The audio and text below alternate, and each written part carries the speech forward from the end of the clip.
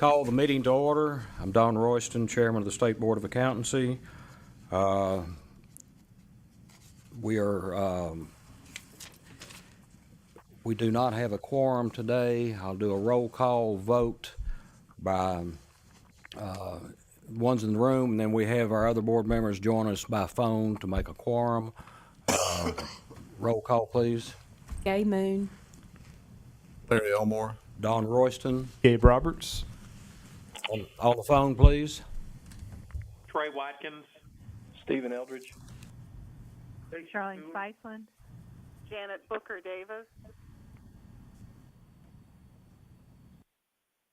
Anyone else? Warren Pennington is on the phone. Okay. And Mr. Pennington, you're on the phone as well? Yes, sir. Thank you.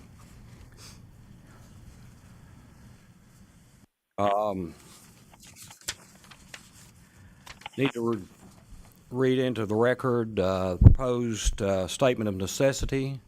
The Tennessee State Board of Accountancy will hold a meeting via telephone on Tuesday, February the 9th, beginning at 1 p.m. Central Standard Time. Due to the impossibility of having a quorum of members physically present, the immediate need for the board to vote on the committee recommendations made January the 21st, 2016, and from the closure of the state offices January the 22nd, 2016 from inclement weather. The board believes a necessity exists that require this meeting be held by teleconference.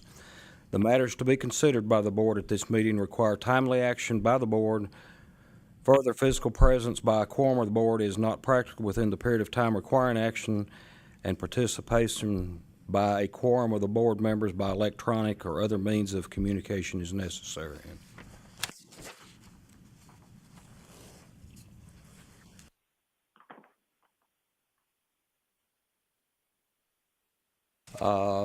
Next item on the agenda, we have some announcements. Yes, sir. You have to make a motion to adopt the statement. Do I have a motion to adopt the proposed statement of necessity? So moved. Second. We have a second. As a reminder, when you speak on the phone, please identify yourself before you begin speaking or as you begin speaking so that our minutes will adequately reflect who made the comments. Announcements today. I'd like to welcome Judy Chairman, Weatherby. Yes, You sir. have to still vote on the. Oh, I'm sorry. All in favor, roll call vote, please. Gay Moon. Gay Moon, aye. Larry Elmore, aye. Don Royston, aye. Casey Stewart. Aye. Gabe Roberts, aye. Janet Booker Davis, aye. Trey Watkins. Aye. Charlene Spiceland, aye. Stephen Eldridge, aye.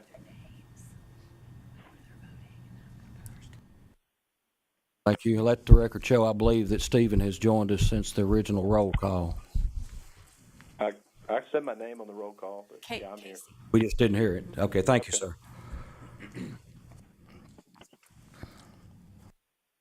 And remind each one of the members here to either pull your microphone down or lean to it to speak so that we can capture the record properly.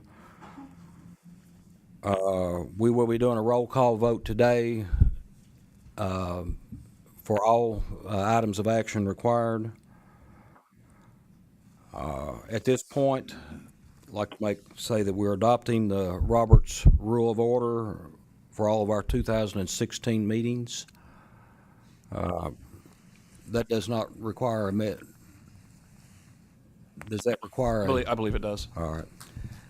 I have a motion to, those are yours, aren't they, Mr. Roberts?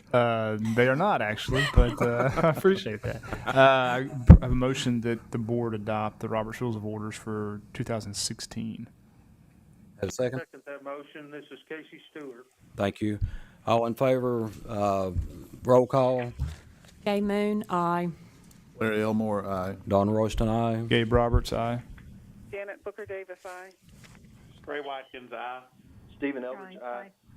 Charlene Spiceland, aye. Casey Motion. Stewart. Aye. Motion carries unanimously.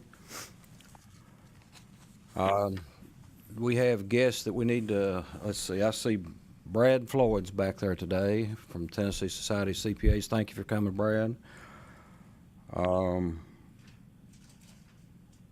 We have, I think, Mark Gregory is here with us. Is that correct, Mark? Mr. Pennington is on the phone.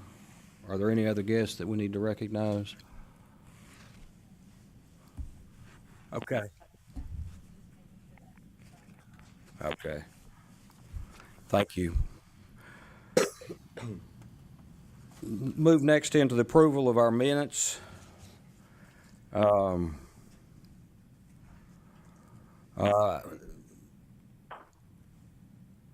We have presented to you the July the 17th minutes of 2015 that were corrected on the October meeting and are republished. And we have the October the 16th, 2015 minutes that have been published to you both for the original board meeting and today as well. Are there any additions or corrections to either set of minutes?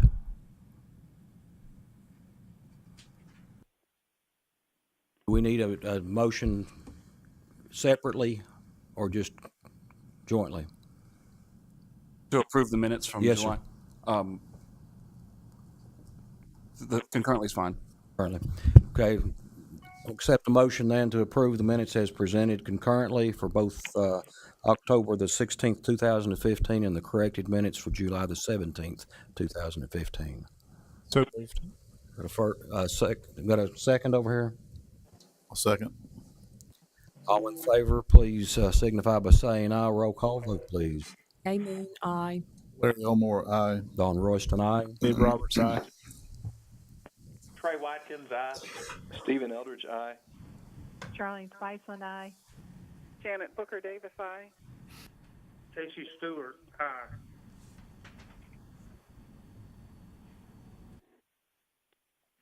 Opposed, like sign. Motion carries unanimously. Director's report. Wendy, would you like to give us your report today? Sure. Thank you, Chairman Royston. In your materials, you should see Director's Report, and it has a 4 before it for those of you in the room, and I believe the materials you have in your offices as well. The first item in the report is just future meeting dates. The board has previously approved the first 4 on this list. The addition is May 5th, 2017. After this meeting, that will be posted to the website. Vacant board position, as we announced at the committee meetings a couple of weeks ago, the Bill Blofus resigned his position from the board in December of 2015, and so we are working on a replacement to that position. TSCPA has submitted some names to the governor, so we are just waiting on that final appointment. The annual review process for staff concluded in January of 2016, where merit increases went into effect. And in my report, you'll note the various pay increases based on the annual reviews that those folks received. The next item is exposure drafts. This is just a list of exposure drafts that are currently out there that might be of interest to the board. The first one is a peer review exposure draft. The comment deadline was January 31st, and this particular exposure draft talks about some changes within the peer review program that are going to add some more transparency to the reporting of engagements, how those affect the report rating, and what industries are impacted, and then remediation that the firm is taking. So the program is attempting to make it a little bit clearer to the users of the reports how the reviewer came to those conclusions, and make it more transparent to the user of the reports. The proposal to also clarify the information available to third parties about the progress and results of a review. So again, that comment deadline was January 31st. The next one is a retired inactive exposure draft. That comment deadline was February 2nd.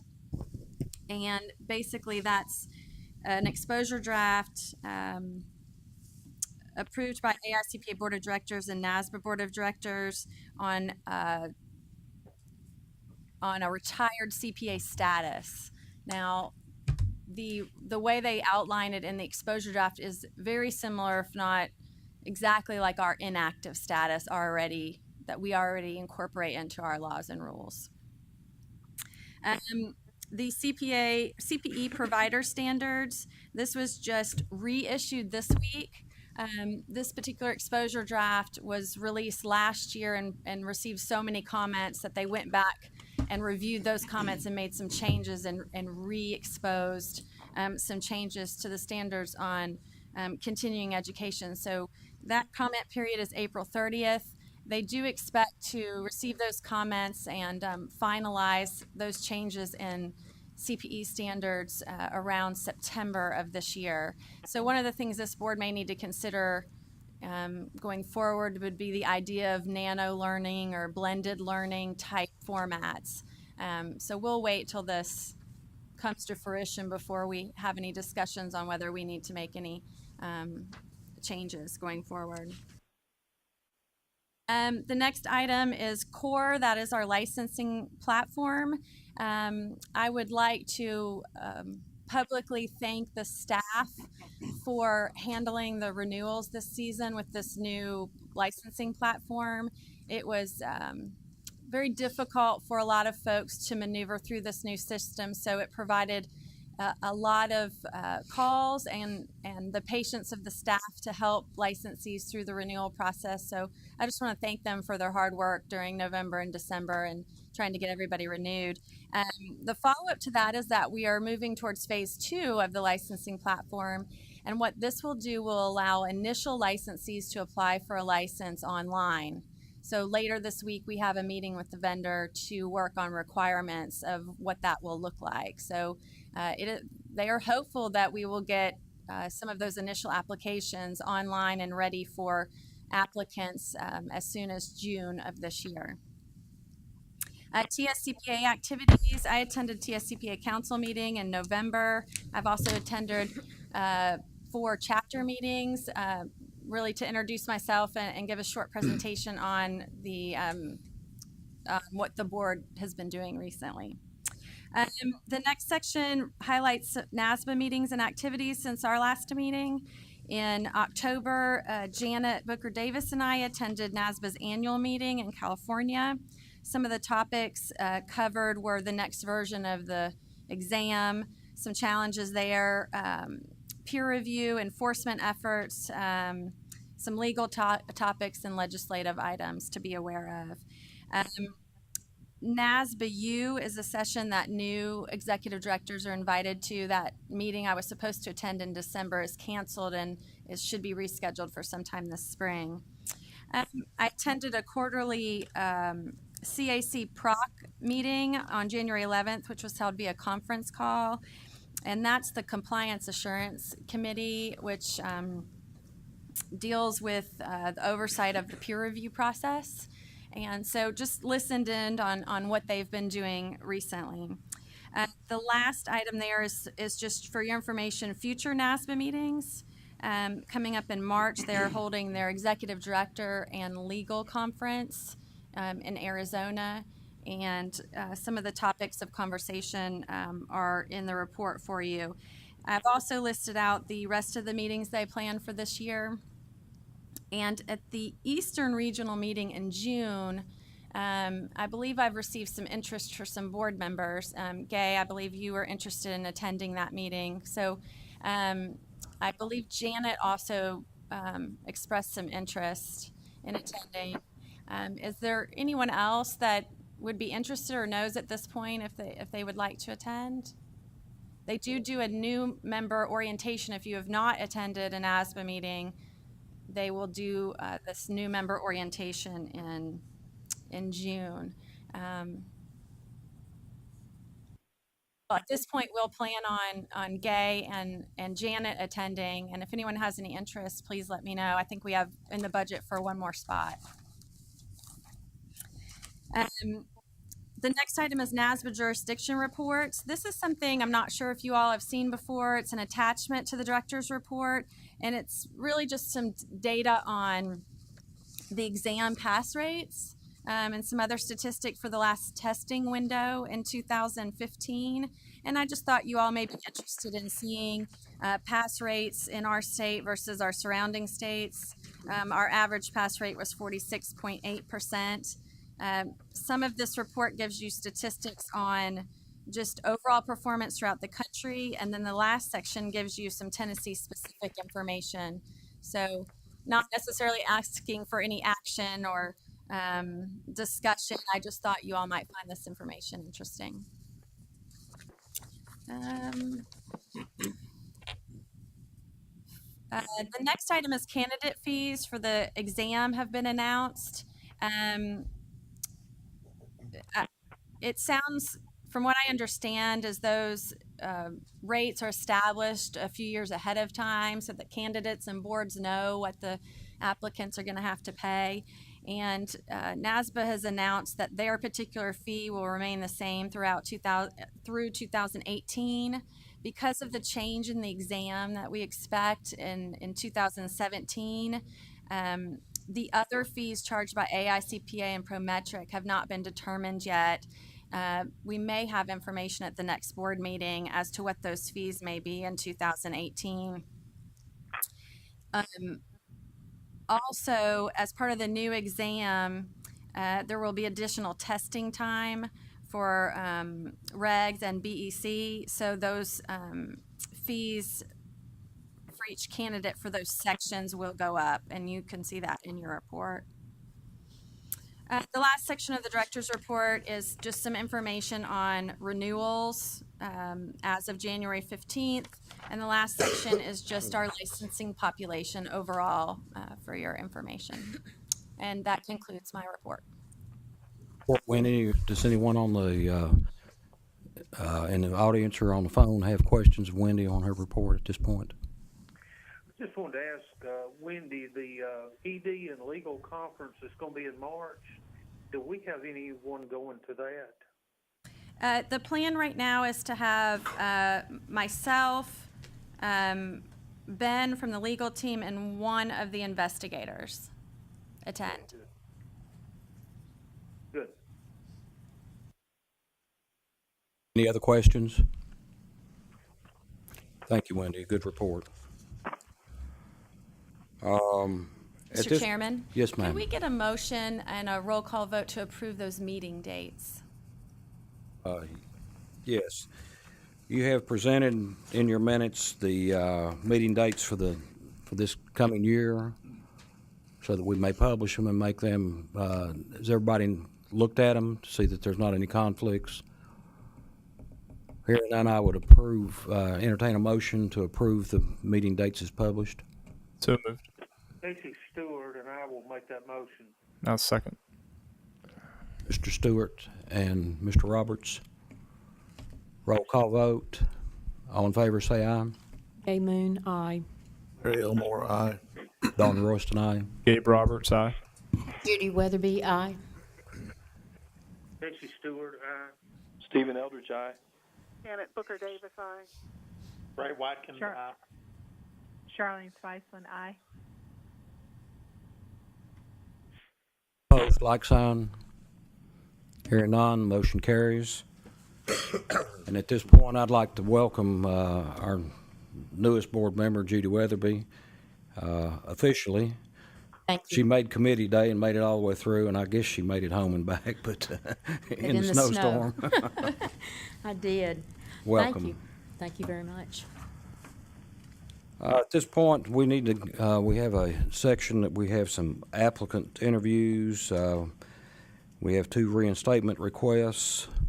The first one is a applicant, Mr. Mark Gregory.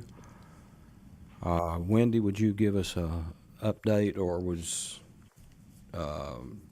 make that presentation to us, or was Sure, I'll just Ben. give you a brief overview, and then we can invite Mr. Gregory up to answer any questions you all may have.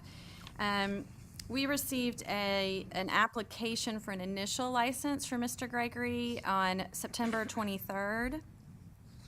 Within that application, he indicated that he had been convicted of a felony. And typically, any application that would have, where the applicant indicates that they've been convicted of a felony, they would be required to come before this board in order to get their initial license. So that's why he's here today. Your documents, I believe, have his application. Just to give you a little bit of a rundown in that. We first received an application in 2010 from Mr. Gregory, in which he indicated that he was convicted of a felony in 2006. Therefore, he came before the board in July of 2010 in order to discuss with the board that particular felony conviction. The board, during the time period in which between which he applied and which he appeared for the board, he was arrested again, and the board asked him to, at the July 2010 meeting, they asked him to handle any of the issues with regard to that particular arrest and then come back before this board. So, again, September of 2015, we received a new application, and it indicates that he has satisfied all of his probation, fines, etc. And this application was approved to be presented to this board at this meeting. It was approved in October to come before this board today. And Mr. Gregory is here to answer any questions the board may have as to his application and his felony charges.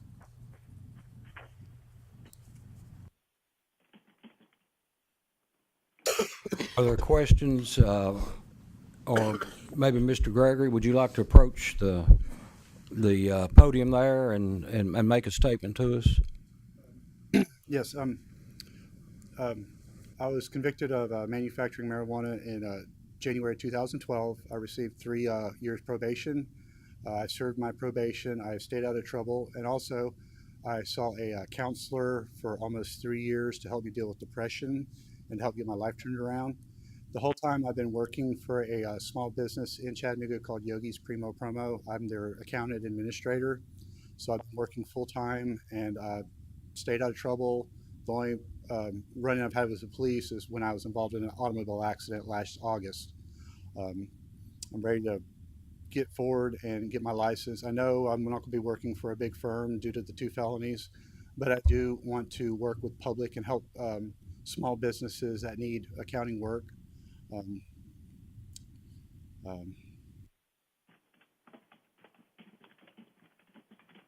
Are there particular questions?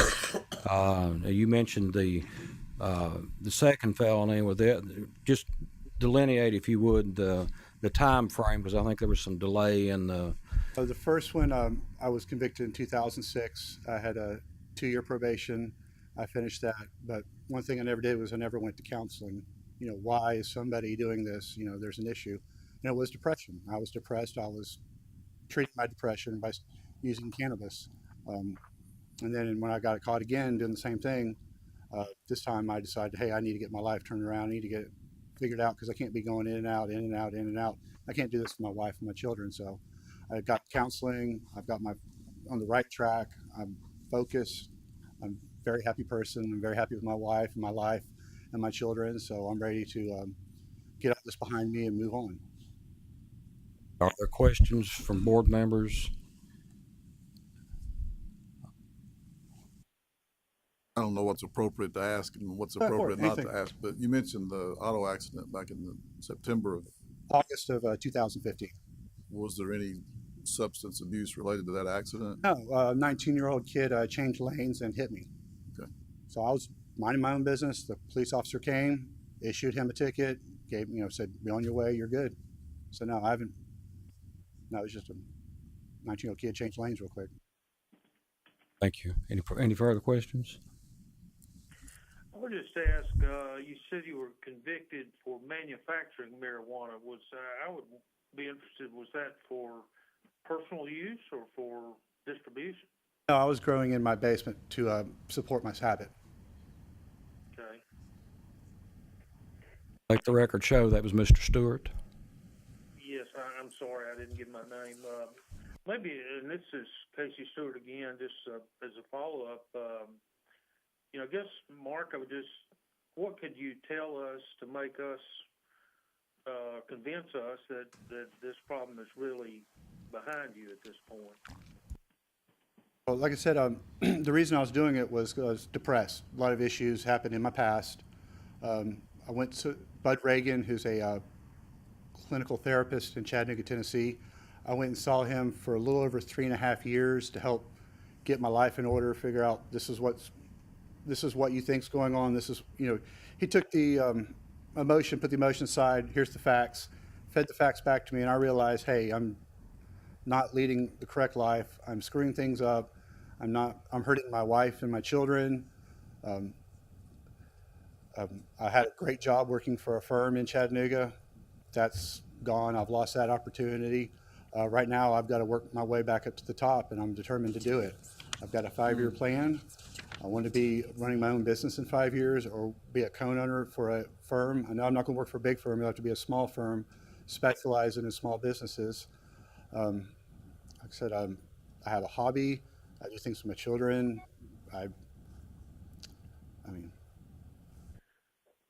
This is Casey Stewart again. Could you tell us approximately when the last time you used marijuana was? I relapsed before I went to court in beginning of 2012. Yeah, 2012, January.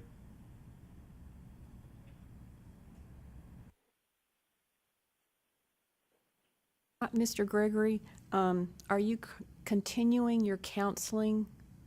No, it was about 1.5 years ago I stopped going.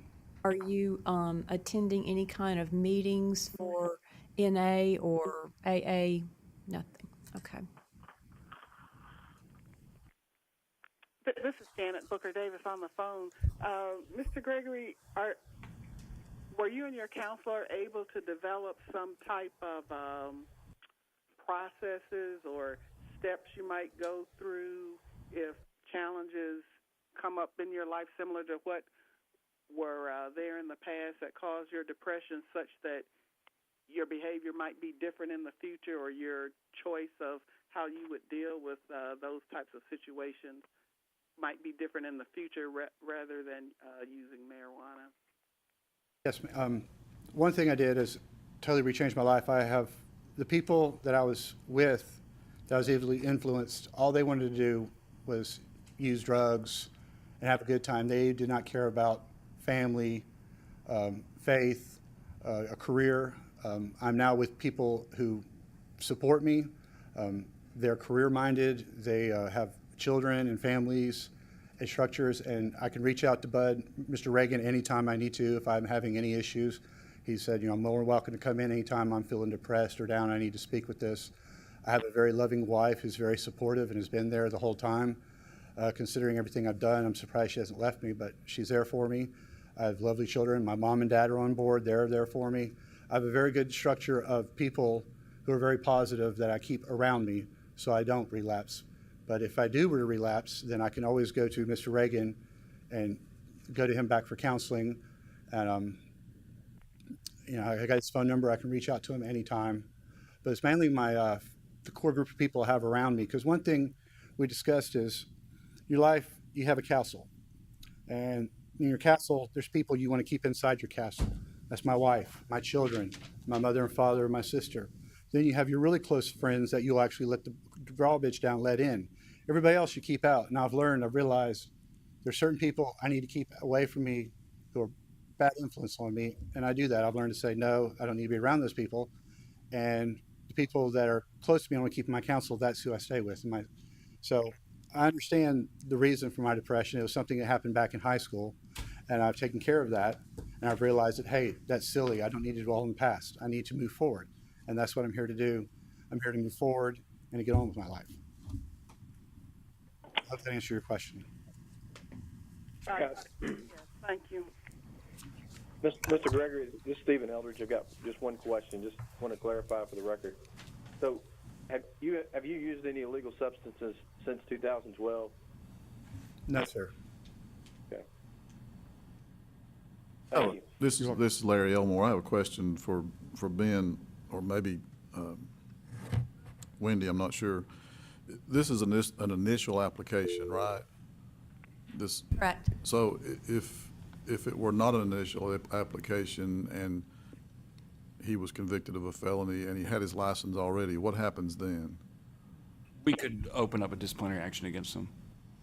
So there is disciplinary action if you are already licensed and you have a felony. Is it If you get convicted of a felony after you obtain a license? Yeah. Yes, sir. That's an automatic thing. It's not a. We would open up an investigation and then make a recommendation to the board. Are there further questions? I don't have a question, but Mr. Gregory, I just want to thank you for coming today. I know that it probably wasn't the easiest thing in the world to come here and be open about your past, and the fact that you showed up in person, willing to answer our questions, be super open with us about that piece. I don't know how the vote will go, but I just appreciate the fact that you're willing to do that. And it's much easier to file a bunch of paper applications from somewhere outside of Nashville and not really appear, but we really do. I appreciate that. I think I speak for the board. We appreciate that, and we absolutely wish you the very best in your continued recovery in life. Any further questions or comments? I too appreciate your candor and honesty with us, and wish you luck wherever we go with it. So Appreciate the board. at this point, I would entertain motions for approval of the application or denial, whichever the case might be. Do I have a motion? This is Casey Stewart, and I would like to move that his application be accepted. Casey Stewart made the motion that it be accepted. Do I have a second? I'll second that Stephen emotion. Eldridge, and I'll second that.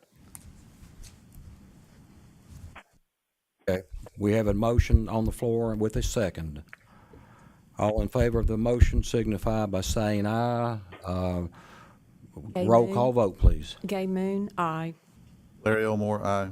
Don Royston, aye. Gabe Roberts, aye. Judy Weatherby, aye. Casey Stewart, aye. Stephen Eldridge, aye. Ray Watkins, aye. Charlene Spiceland, aye. Janet Booker Davis, aye. Unanimous vote.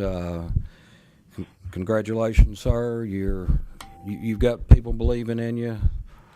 You're not going to let us down. It'll just be you, and your family, and we believe in you. Thank you. Appreciate you coming in. Now get home before it snows some more. Thank you. Mr. Chairman, Yes, ma'am. could we do Mr. Pennington Certainly. ahead of Miss Wright since she's not here? That would be fine. Okay. And I would like to note also that Mr. Pennington has been authorized to call in today due to making the trip to the original board meeting and getting caught in the snowstorm from Texas. And we really didn't feel like that it was that we needed to have him do that again to discuss it with us. So, Ben, are you going to make an opening statement on this one, or Wendy? Wendy's gone. Okay, thank you. Okay. Mr. Pennington, are you here with us? I am. Can you hear me? I can. Thank you. Okay, Mr. Pennington's CPA license was revoked by this board via consent order that Mr. Pennington voluntarily signed and agreed to on January 3rd, 2013.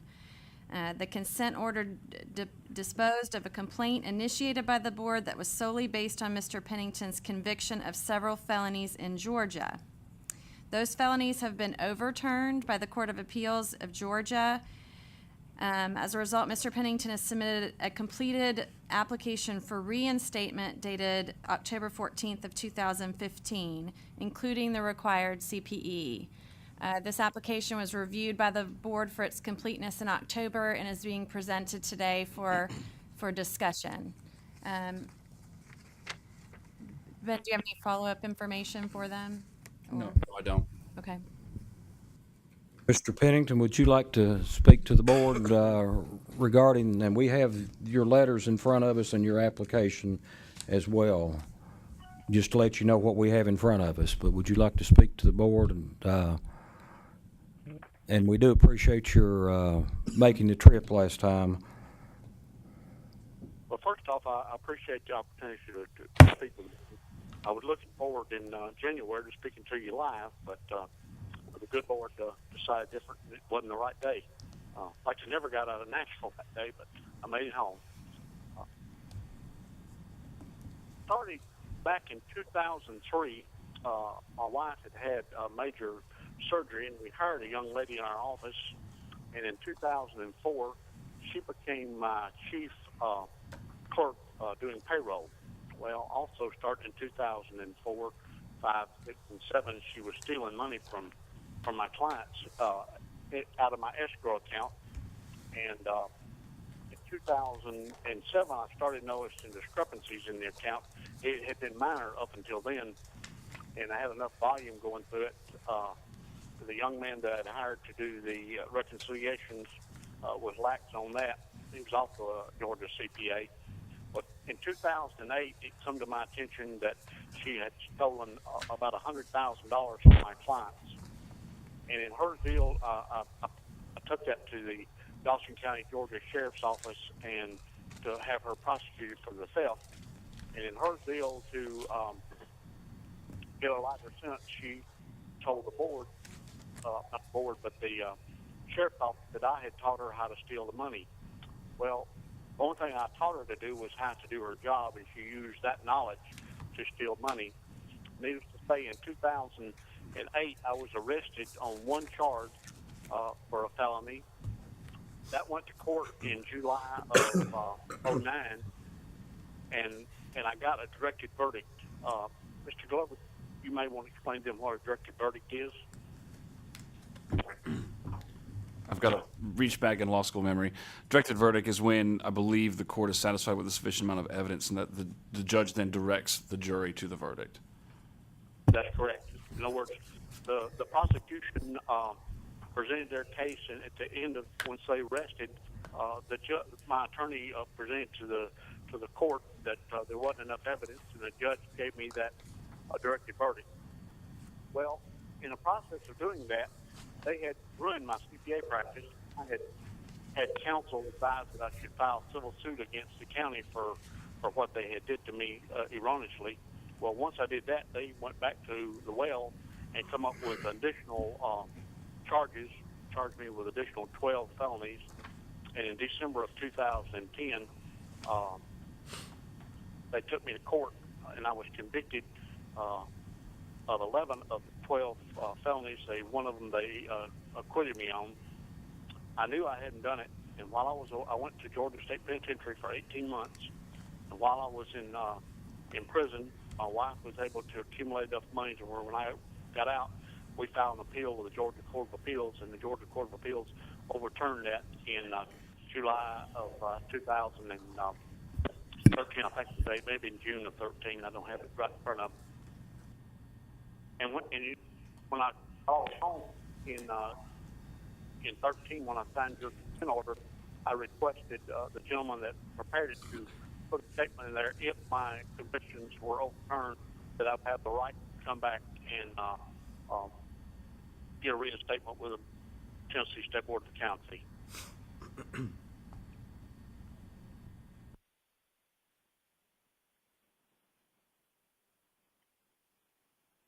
Are you still with us? I am, yes. Okay. And that, then they were overturned, obviously, at some point. They were overturned in June of 2013, I believe is the date. I should look it up to be exact. Y'all should have a copy of that in your records there. July 16th, 2013. Yes. Okay. This is Casey Stewart. I guess it's a question for Wendy or legal counsel or somebody. Have we verified that the conviction was overturned? Yes, we have. This is Benjamin Glover. We have verified that. Yes, sir. Okay. This is Stephen Eldridge. I know we discussed this in our committee meeting back in January, but is there any reason that legal sees to not approve this reinstatement? No, sir. Okay, thank you. Are there further questions of either staff attorney or Mr. Pennington? Have you got any further comments, Mr. Pennington? Unless the board has something, I'm standing by. Thank you. I would entertain a motion regarding the reinstatement of Mr. Pennington due to the fact that the reason for the consent order and him losing his license has now been rectified and the conviction was overturned. This is Stephen Eldridge. I would make that motion. Mr. Eldridge made the motion. Do I have a second? Charlene Spiceland, I second. Mr. Chairman, I got a quick. Are we actually voting to approve the reinstatement, or are we voting to approve the staff to move forward with all the processing that has to happen and then do the reinstatement? We have everything we need, so. Okay, so this is to actually reinstate. This is to actually Thank you. reinstate. Good point. Thank you, Mr. Roberts. We have a motion and a second on the floor. Staff has told us that we have all the required paperwork for the reinstatement of Mr. Warren Pennington's license. Roll call vote, please. Gay Moon, aye. Larry Elmore, aye. Don Royston, aye. Gabe Roberts, aye. Judy Weatherby, aye. Casey Stewart, aye. Stephen Eldridge, aye. Charlene Spiceland, aye. Ray Watkins, aye. Janet? No, okay, I was talking over Charlene. Janet Booker Davis, aye. We have a unanimous vote. Motion carries. Mr. Pennington, we wish you luck. I think you have some other states you're working on getting everything back in order, and we appreciate your trip to Nashville and look forward to you being a contributing member and hope you build your practice back. Thank you much for your. Thank you very much. All right, thank you. Bye-bye. Wendy, we have one further one on the reinstatement request by Tracy Wright. And following this, we're going to take a quick 10-minute break, bathroom break, if that's what we're going to. Perfect. How's that? Mr. That's according to Robert's rules over here. Okay, the next one on your agenda is a reinstatement application for Miss Tracy Wright. Ms. Wright's CPA license and firm permit were automatically revoked by this board in March of 2008 after Ms. Wright failed to fulfill the payment plan obligation for a civil penalty issued in August of 2007 consent order. Since the revocation of her license, Ms. Wright has been disciplined twice by this board for unlicensed activity, once in 2011 and again in 2014. As a result of one of those disciplinary actions, Ms. Wright agreed that when she applies for a reinstatement of her CPA license or firm permit, she must appear before the board in person at a future board meeting as a condition of her reapplication. Ms. Wright submitted a completed application for reinstatement on August 10th, 2015, including all of the required CPE. This application was reviewed at the last board meeting in October and scheduled for presentation at this meeting. We invited Ms. Wright to attend. She informed us, I guess, late last week that she would be unable to attend this meeting. And I think that's where we've left it. The consent order requires her to be here. She's unable to attend. We asked if she would be interested in asking the board to delay this till May. We did not receive a response. I've just got a question, maybe for Ben. Could we, if we wanted to, could we just indefinitely pend this until she got back in touch with us, and would at some point it time out, or do we need to take affirmative action on it today? That's something that we were discussing. One of the requirements for a reinstatement application is completion of 80 hours of CPE in the 6 months prior to the date of the application. So if we push this off till May, then we've got CPE that's, again, 7 months old at that particular point in time. There's nothing in the law rules that says that we can't push this off until May, aside from that complication. But she added this additional requirement in the consent order that she were to appear at a future meeting after the submission of the application. This is that meeting. That's right. Tracy Stewart, I have a couple of questions. Did Tracy Wright not appear in person at one of our earlier meetings? Yes, Casey, this is Wendy. She appeared at the July 2015 meeting. She was, at that time, she had submitted an incomplete application, and the board at that time indicated that they didn't want to take any action without a complete application. So they instructed her to complete the application, the required CPE, and then it be reviewed later.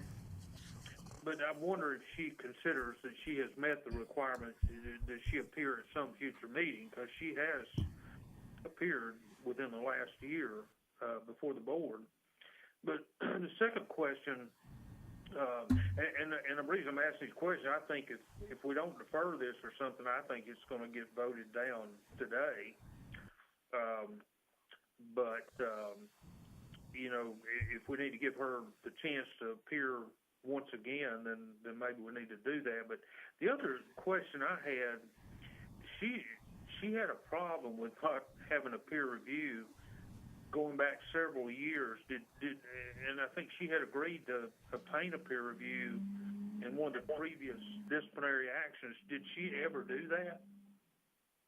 Did she ever meet the peer review requirement? I believe that she did. Just to go back to your first question, she did appear at the July meeting, but the board did say that they did not want to consider her application until completed.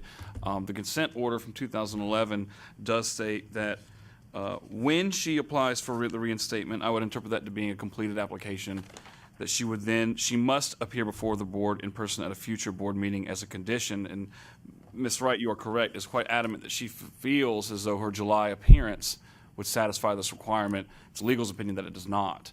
The point, I believe, of her appearance is to be commensurate with the actual application, so that the application can be evaluated by the board on its merits in conjunction with the ability of being able to ask Ms. Wright questions in relation to her application.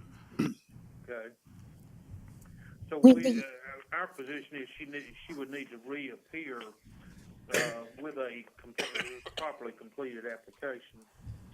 That's correct, and I believe her most recent communications to us have been uploaded on your iPads. The one from yesterday was not. The one from February, okay. The one from yesterday is not, but you could review that if you'd like. With regard to the peer review, that was requested of her in a 2006 complaint. Right. And that is the complaint which ultimately I believe she did do the peer review. However, she stopped making payments on the civil penalty. That's what led to her automatic revocation. Okay. Wendy, do we Is have, there an additional peer review requirement that she did not comply with, or is that the only one? That would be the only one. In 2011, one of the two unlicensed activity complaints, she still held herself out as a CPA on her voicemail, on her sign, and on her door. I believe she stated she was even doing some sort of a test function at the time. And then in 2014 she did an audit without a CPA license or a firm, and she sent a cease and desist letter with regard to that. Somewhere in in these materials, again, this is Casey Stewart, somewhere in these materials, she indicated that she was not performing any attest services. I was looking to see if I could find it, but in fact, she was doing that audit of the employee benefit plan for the zoo during that time period. Well, Casey, this is Wendy. She was doing that on a revoked license. That's what I'm saying, and she alleges somewhere, there's a statement here where she says that she was not doing that during that time period. I believe I rewatched the July meeting yesterday, and I believe she indicated that she was doing some financial statements and that particular audit up through 2012, but had ceased any attest function offering or performing of attest services after 2012.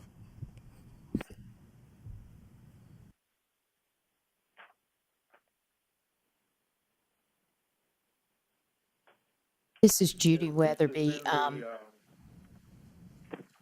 see what I'm looking at here. There's so many documents here, but this is in the agreed final order, which she signed on July the 19th, 2013. And on page 3 of that order, item number 7, under stipulated facts, it says respondent would also state that she has a small business preparing tax returns and doing bookkeeping, which does not require a CPA license, and that she has not engaged in unlicensed practice. Now, that appears to be untrue to me. What's that date? Well, she signed this order on July the 19th, 2013. Okay, well, for the record, her independent auditor's report on the zoo is dated May the 14th, 2013. Okay. Right, and Mr. Stewart, just to be clear, that stipulated facts is just saying that she states this. It doesn't mean that she is not, in fact, engaging in unlicensed practice. That's just what she believes. The fact is what she believes. If that. Okay. Well, it appears to be what she believes is at variance with what she was doing. That's correct. Yeah. Thank you, Mr. Stewart. Judy Weatherby, I believe you have a question. I do. Had Ms. Wright planned to attend the January board meeting, or do we know if she We had was? not received any communication from her prior to the January meeting on whether she had planned to attend that meeting or not. Are there further questions? Comments? Did you, Mr. Glover, receive any response from her when you sent the February the 4th letter to her? Yes, sir, I did. What was that? I don't have a copy of that, I don't think. To paraphrase, she's not pleased with me. She believes that she agreed to appear before the board when she applied for the reinstatement of her license in the consent order. She said that the second application packet was submitted on June 30th, that we accepted the check and deposited it, and then she says she came to the meeting. She was not given any problem prior to the meeting. The previous executive director had stated that she should attend either the May or July 2015 board meeting. She attended the July 2015 board meeting. She's expressing her frustration, to say the least. But I mean, we watched the July 2015 meeting, and at that meeting, the board specifically said we were not going to evaluate this particular application because it is not complete. Did we say anything about her having to come back before the board? at that meeting? Not to my recollection. Well, I mean, it seems to me that your letter was clear to her, letting her know that she has to appear again. And given that, coupled with the fact that there's only a 6-month window for the CPE to be there, it seems to me that she was clearly on notice, and her failure to be here is something she's chosen to do for whatever reason. And to the extent that there's good cause why she isn't here, perhaps she could supply that after the fact, and we may be able to consider having her come at the next one. But if she's willing, if she's just disregarding our instruction, I just feel like we rely on our legal advice on this one and move forward. Because Mr. Glover clearly says in his February 4th letter that failure to appear will prevent the board from being able to, it will render the board unable to approve your application for reinstatement. So she clearly knows that she needed to be here. That's correct, and I sent her an additional letter yesterday via fax in response to her additional information, and again, directed her to not only look at the YouTube video, but to listen to what the board said, and then reiterated again exactly what you just said, that the board would be unable to approve it based upon the failure to fulfill that attendance requirement. My exhortation to the board would just be that I certainly would hate for us to act counter to what our legal counsel has relayed to the person at issue. So if they're saying we can't approve her, then I don't think there's much need in continuing the conversation, but that's just my 2 cents. And Stephen Eldridge, I agree with that. Okay. I agree as well. Judy Weatherby. Are there any further comments or questions? If not, I'd be looking for a motion. Mr. Roberts, would you like to make a motion? Sure, I guess my motion would be, and Mr. Glover, please correct me, or Wendy, correct me if I'm wrong, but my motion would be that we do not approve Ms. Wright's reinstatement because she failed to appear as instructed by our legal counsel. Do I have a second? Second. Second by Judy Weatherby. Roll call vote, please. Gay Moon, aye. Larry Elmore, I'll be recusing myself on this vote. Don Royston, aye. Gabe Roberts, aye. Judy Weatherby, aye. Ray Watkins, aye. Stephen Eldridge, aye. Janet Stephen Booker, El- aye.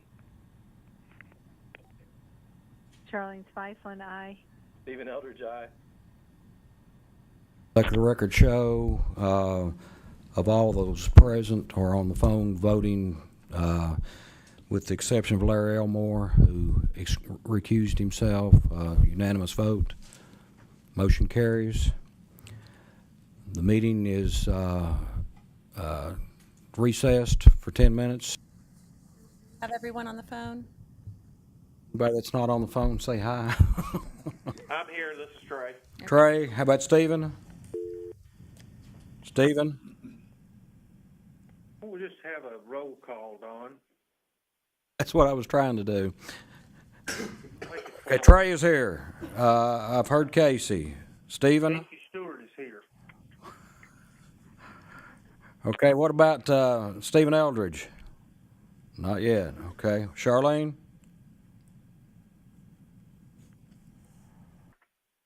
Janet Booker Davis is here. And it's here. What about Judy? Oh, Judy's here. Here. Okay. This is Stephen, I'm here. Stephen's here. Charlene? I assume Charlene, we still have a quorum when she rejoins us. Okay. Let's get into directors and committee reports. I would note Mr. that... Chairman? Yes, sir. If I may interrupt for a moment, during the break, one of the paralegals upstairs brought down a fax that was received in the hour since this meeting started from Ms. Wright with regard to her reinstatement application. If I could read that into the record and see if that sways anybody's opinion as Please to whether do, they sir. want to make a motion. It's addressed to me.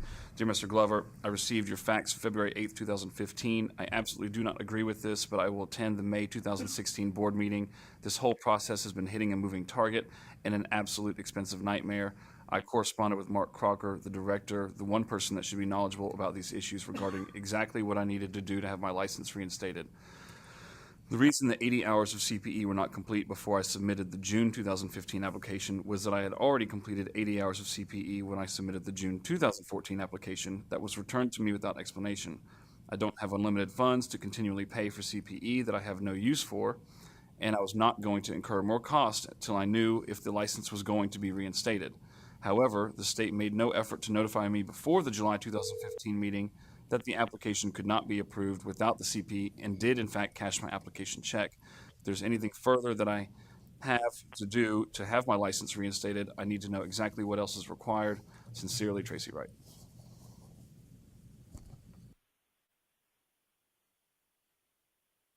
Do you have any particular recommendations regarding the receipt? No, sir. I recommend that our our decision stand. From my perspective, it just seems that there's a disregard for the rules and regulations and the processes that have to be followed, and just willful misconduct. Okay. That's Are there further that's my comments, or are you putting recommendation. that in the form of a motion? Yes, I make the motion that we stand on our decision. Do we have a second to that motion?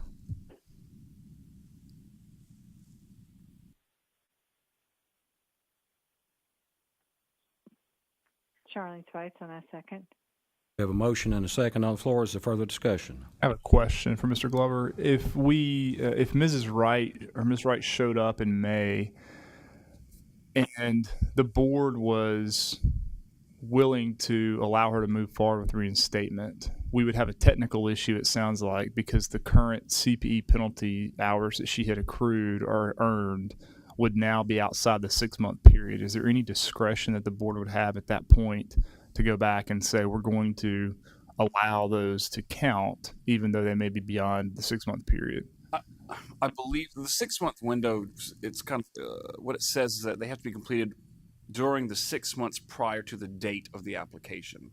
So if we don't consider it for 3 years, for this argument's sake, so long as those 80 hours were done in that 6-month window preceding the date of the application, then it would still be satisfied.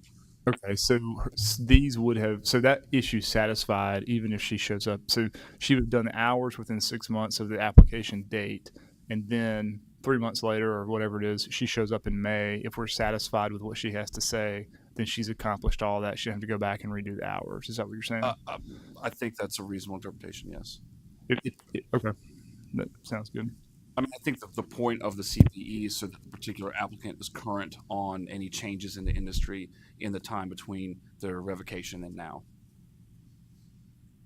Thank you. Are there further This is discussion? Peggy Stewart, and I guess I have a question. It sounds like from the letter that she has, this last email or whatever, that she's saying she's actually completed the 80 hours of CPE twice already.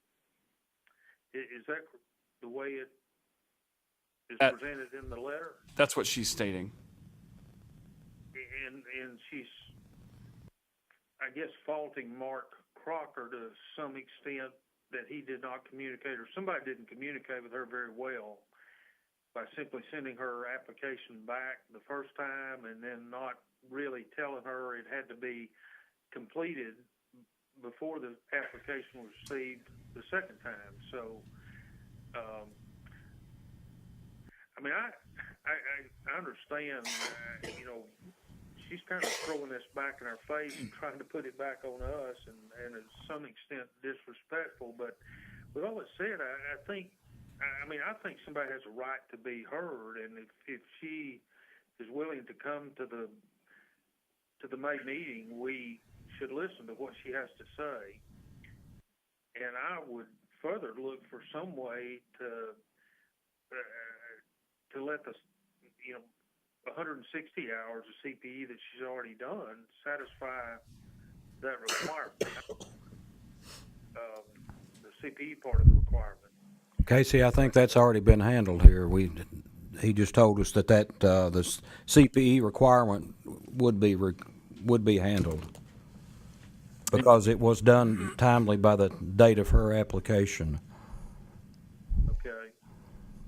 But the fact is, she waited until this afternoon during the meeting to send a fax in as well. And in disregard and looking at her track record and the inconsistencies, I personally am not in favor of extending any additional rope to her at all. If she wants to come, anybody can come to a meeting by letting the staff know that they want to come make a presentation or come ask for it. There's already an application on file. We've denied it. If she wants to come argue with that fact, and she's welcome to come as far as I know. And that was my question, Mr. Glover. Today our action just is we don't believe we have the legal right to reinstate or approve her reinstatement today because, as you stated in the letter to her, one of the conditions for that was that she appear before the board. So there's something we can do.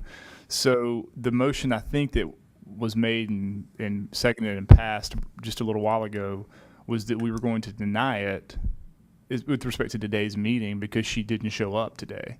So if she shows up in May, I don't think that means she has to necessarily resubmit everything and redo all the work. It just means that she can petition you, which apparently she has after our vote, and say, can I just show up in May? So do we need to change our motion if we're willing to let her do that, or can we, as Mr. Weatherby said, just leave it as it is and let her come up if she decides to come in May?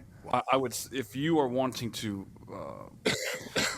because one of the requirements is not fulfilled, the board could not vote to approve. That does not mean that you cannot vote to deny. Currently, you have voted to deny. I believe once that means her application is dead. She would have to resubmit a new application unless you wanted to amend your vote as of today to indicate that you would like to, put a stay on this and wait until May to see if she actually appears and speak before the board. But I believe once it's denied, and she will have to go through the reinstatement application process again. We can undo that denial if we wanted to right now. I believe so, yes, sir. Okay.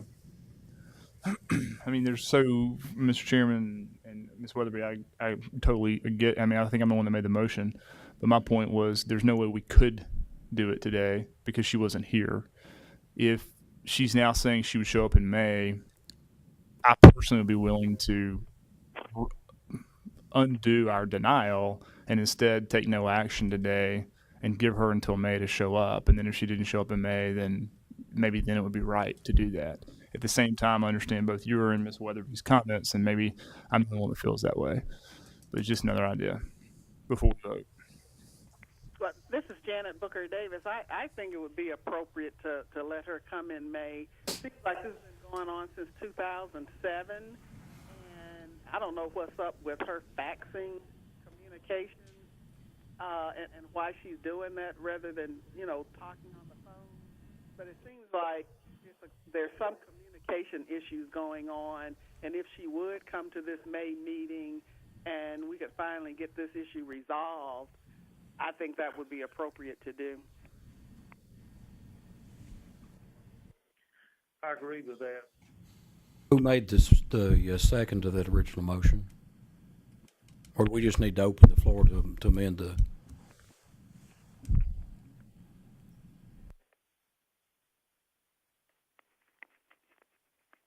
We have a motion on the floor, just for a reminder, but.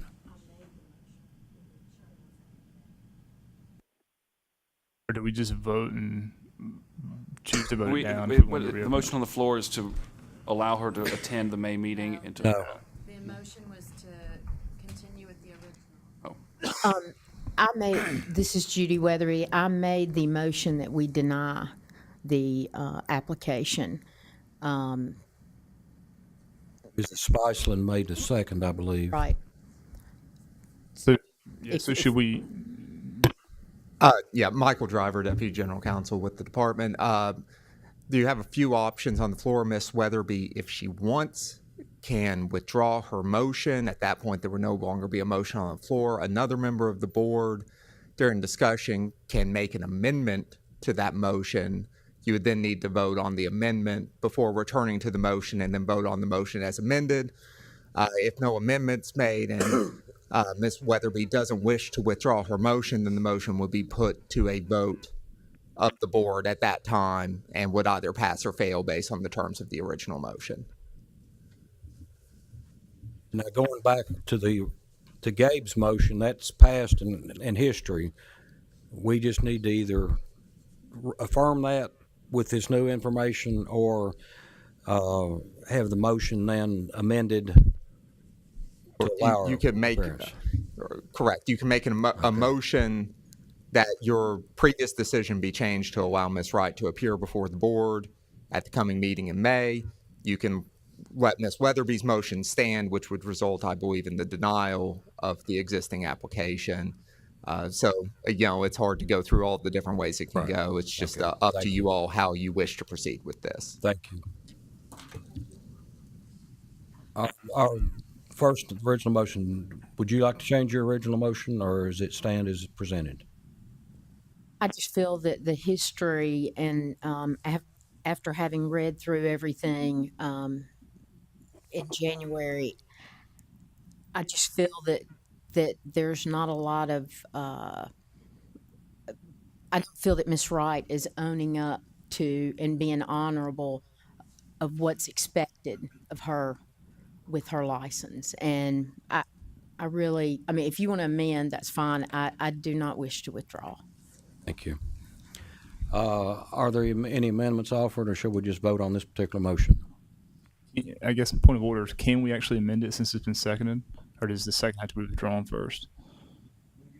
Motion to amend, and then that would have to be seconded, and then that amendment motion would have to be passed, and then you would vote on Ms. Weatherby's initial motion as amended.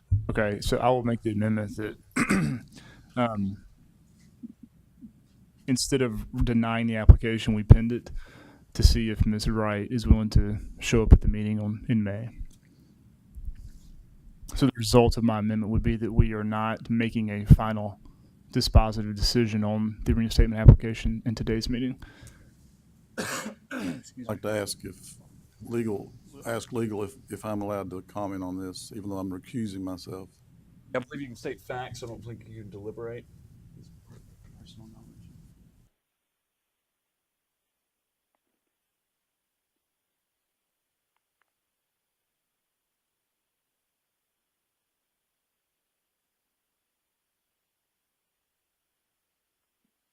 Hello? Yes. Right. We have a motion, I couldn't hear real well. At present, let me recap. We have a motion on the floor to reaffirm and the original decision to deny the application, even in light of the additional information we just received. Mr. Roberts has made a motion that we made a motion to amend the original motion, that we allow her to show up at the May meeting. Mr. Elmore has just asked a question if he is allowed to offer information if he is recusing himself on the vote, and we're about to get the answer from our legal counsel. Mr. Elmore, currently we are limited to discussion of the motion and the amendment. This is Janet Booker Davis. I would second Gabe's motion to amend. I can't remember exactly how he stated it. But He wants to allow her, the motion would be that she be allowed to attend the May meeting. Yes. Before a decision is made. Before a decision is Pin the made. decision, I think. Can I ask you, this is Stephen Eldridge, I've got a question. I guess what I'm having a trouble digesting here is that, you know, we've got a letter to Ms. Wright on February the 4th. It's notifying her that she has to attend this meeting today for her reinstatement to be considered. She didn't attend the meeting, and she did not give us notification prior to the meeting. I don't know, you know, obviously we've got a fax during the meeting, but to me that's just, why are we granting special arrangements for someone? I mean, if someone's applying for reinstatement and they fill out their reinstatement application and they don't attend the meeting, are we going to say, well, maybe they'll show up next time and we'll just keep extending it? I mean, there's got to be some sort of consistency with what our rules, our policies are. I mean, that's what I have trouble. That's what I have trouble with. And again, I'm not against someone being reinstated, but it just seems like the defiance or failure to comply with what we're requesting and requiring is a problem to me.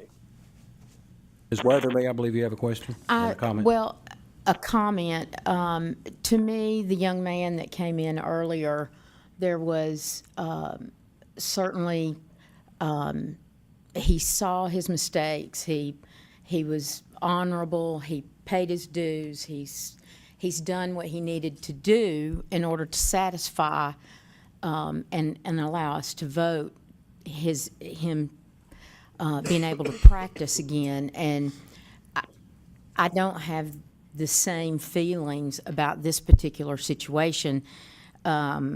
it just seems like it's everyone else's fault as I read through the letters and whatnot. And that's all I have to go on, because I do not know Miss Wright. All I've done is read the correspondence and the information provided. And my feeling is that there's not any kind of regret. It's always someone else's fault. And I think a lot has to do with integrity, owning up to your mistakes, and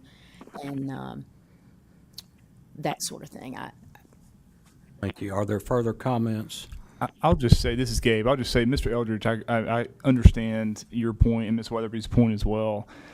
And so and perhaps I wasn't as clear in the reason why I offered my amendment. I totally agree. I mean, I think Mr. Glover was very clear in his letter, gave plenty of notice that she needed to be at this meeting in order for us to approve her application. And absent that, I don't think that we have anything to do except deny it. But I guess given the fact that she did send the letter, regardless of the timing of it, or the means of using a fax instead of email or phone call, whatever, to me, it comes down to a weighing of the harms. And I guess as a governing, regulating entity, does it harm us in pending our decision until the next board meeting? Or does it harm the profession? My answer to that is no. But if we do deny it now, the harm to her is that she has taken 160 hours of CPE, filled out the application, supposedly driven from Knoxville down to Nashville for a board meeting already once, without apparently being told by the previous director that what she had done was not sufficient, and as a result would have to reappear before the meeting. And I think we've all had our fair share of experiences with government, good or bad, but some of the ones that are bad may be frustrating, whether it's at the DMV or not to pick on the DMV, but wherever. And so I just want to say that to the extent, in my opinion, we're trying to weigh harms here, the lesser evil, in my opinion, would be to just pin the decision and give her one more chance. Now, is she entitled to one more chance? That's a decision for you to make. I don't know that I necessarily believe she is, but at the same time, I also don't think it's going to harm her. It's not going to harm us or the profession to wait until the next meeting to make the decision. So that was the reasoning behind my amendment. That's fair. Do we have, this is Stephen again, do we have documentation that the previous executive director did in fact say that, or are we just basing it on her letter and what she's saying to us? I have never seen it. It's kind of a he said, she said game right now, and I'm just going by the facts that are presented to me where we have requested that she appear before this board meeting, and she didn't appear. I guess I'm just being careful not to get out in the gray. I'm just staying with what I know in the black and white here. It says on this letter, appear for the board in person at a future board meeting, and it's in bold. It's not even, there's nothing to really question. And the fact she didn't show up, we voted on it, and then subsequent to that vote, we receive a fax. I think that, maybe I'm being too literal or too black and white on this, but it just seems obvious that she's failed to comply with what we've asked her to do to be reinstated for her license. This is Janet Booker Davis, and I guess I would echo what Gabe has said. And in my recollection of reading through that material, it seemed to me that there were communication issues. She seemed to me to be saying that she didn't understand what she was supposed to do. No one was helping her to understand it. And to me, if we deny her, when she says she's going to come in May, an opportunity to come in May where we can have direct communications, hopefully, and sort whatever issues there are out, then I guess I don't see the harm in doing that. And I guess I think it would be more benefit in doing that than the potential cost of not doing it, notwithstanding anything else that she's done, whether she's right, wrong, or whatever, but at least she would have her time to be heard. Now, if she doesn't come in May, then I guess that's a different issue. But, she says she's going to come. I'd say give it opportunity to come. Further discussion on the amendment?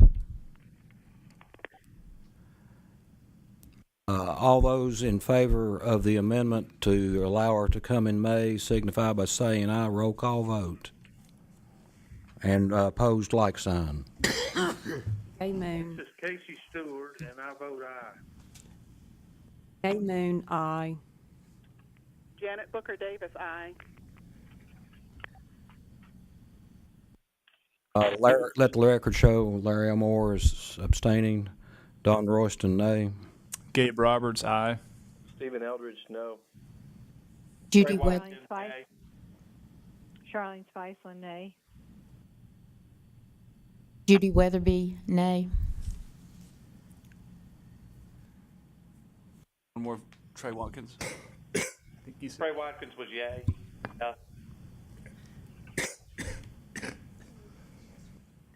Mr. Watkins, was that a yes or a no? That would be a yes. 5-4, motion carries then on the amendment. Then we need to vote on the original motion as amended. All in favor signify by saying aye. Opposed, like sign, signify by saying no. Gay Moon. Restate what we're about to vote on. The same thing? The same thing, basically, except that we have to go back and vote on the original motion as it was amended by the amendment we just voted on. Gay Moon, aye. Larry Elmore is abstain. Don Royston, no. Gabe Roberts, aye. Stephen Eldridge, no. Casey Stewart, aye. Janet Booker Davis, aye. Judy Weatherby, no. Ray Watkins, aye. Charlene Spiceland, no.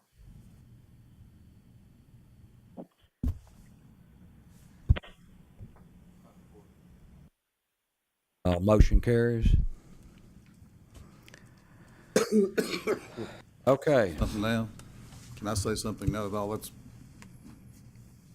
just as a member of the board. That's fine. I'd just like to remind everyone that Ms. Wright practiced as a licensed CPA from 2008 to 2013 when she had no license.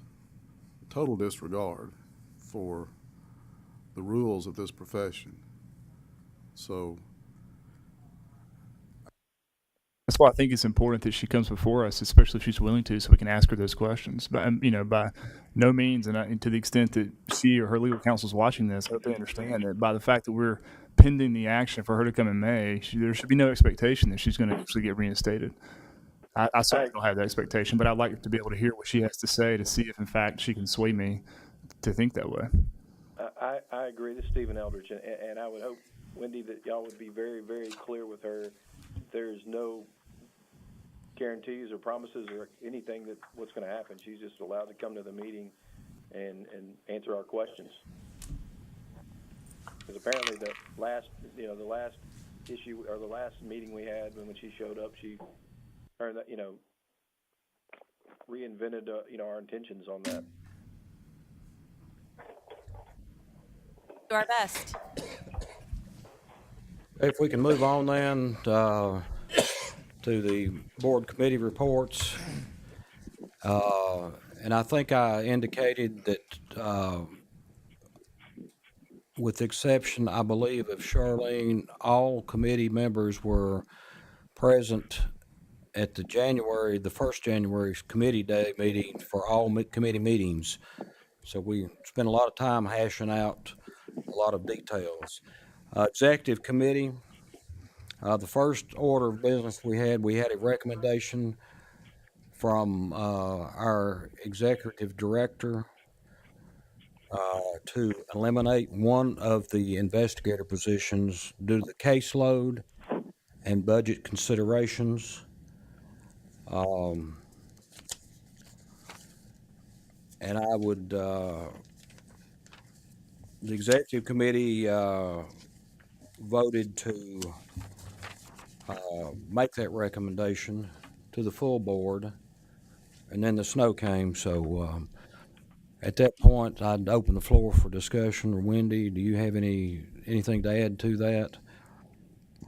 I'm wondering if you all might want to consider all of this together with the budget. We did the committee asked that I present a revised budget without that one staffing position. Would you like me to go through? If you would go ahead and do that, and then we can come back and approve the proposed budget if that motion passes. Okay. In your documents, you should have number 8, FY17 proposed budget, and the attachments. These have been revised and reflect the reduction of the one staff member. And I'll walk through where I made some revisions just so y'all can see. So on the proposed budget, which is your last column on that number 8, FY17 proposed budget, I made some reductions in the salary line item, the longevity compensation line item, the employee benefits line item, some reductions in travel. I made a slight reduction in third-party professional services, employee training, and state professional services. That's where the car fees come in. I did increase the year-end cost backs, and the reason I did that was if we end up having to move some of our cases to the internal investigative team, that those fees or that amount will show up in our cost backs. So I estimated, I believe, around $37,000 there. That would be roughly 500 hours worth of time for the internal team, somewhere between maybe 15 and 20 cases.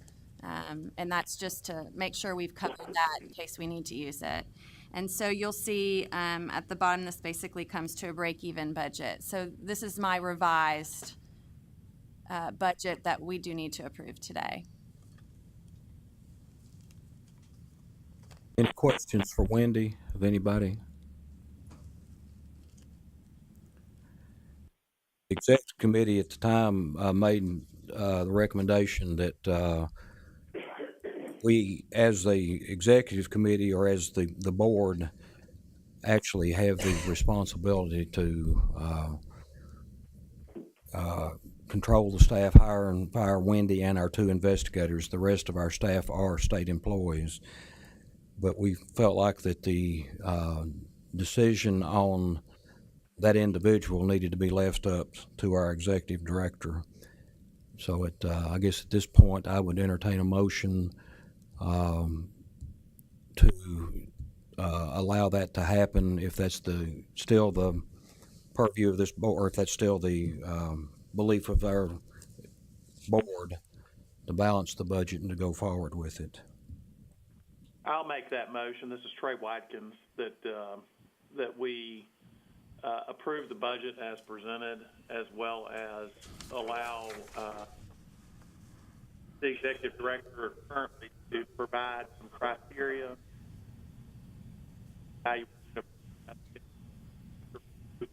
You're breaking up.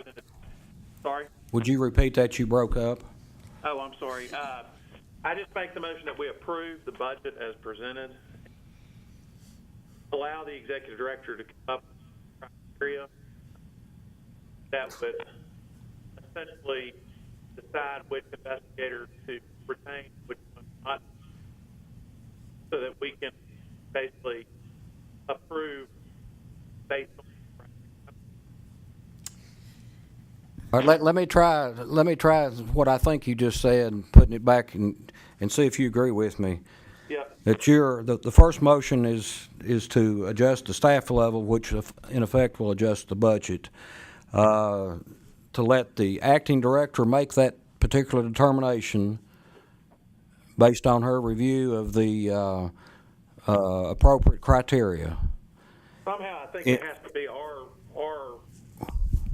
us hiring and Right.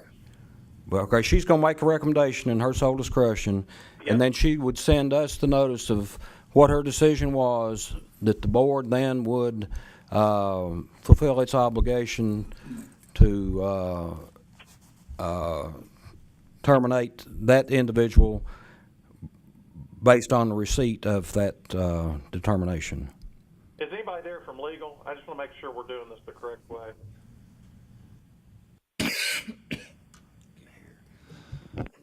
Mr. Watkins, Michael Driver. How are you doing? I'm doing well. How are you? I'm good. Yeah, I want to make sure we're following y'all's procedures and policies here. I guess ultimately it's the board's decision. As I understand what Chairman Royston has said, it would be that Acting Director Garvin would make a determination based on criteria she determines appropriate and determine which of the two investigators to retain and which to terminate, and that the board would, as part of that motion, accept that determination and move forward with the termination based on that. That is exactly what I'm trying to say, but I want to make sure we're covering your bases. Okay. And that, as I understand, again, is that wouldn't require further board action, that the board, as I understand what you're saying, would be voting to accept that on the front end, Ms. Garvin's recommendation. Okay. Is that correct? That is what I'm trying to say. I just want to make sure it passes muster with with y'all's departmental rules.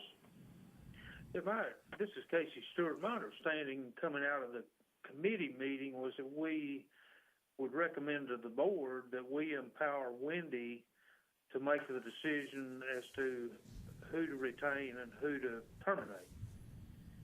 And that we instructed her to amend the budget and bring back, a revised budget for full board consideration. So, maybe that's play on words, but don't we need to just vote to empower her to implement the decision of who to retain and who to terminate?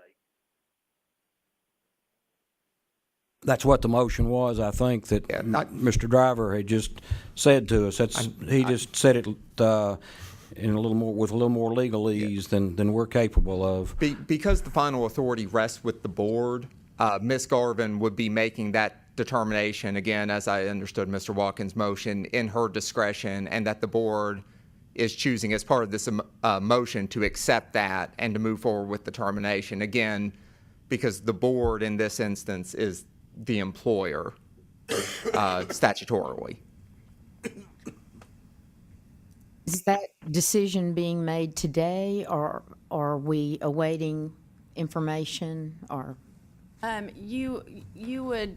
I would go back and look at criteria and then submit a letter to the board indicating my decision.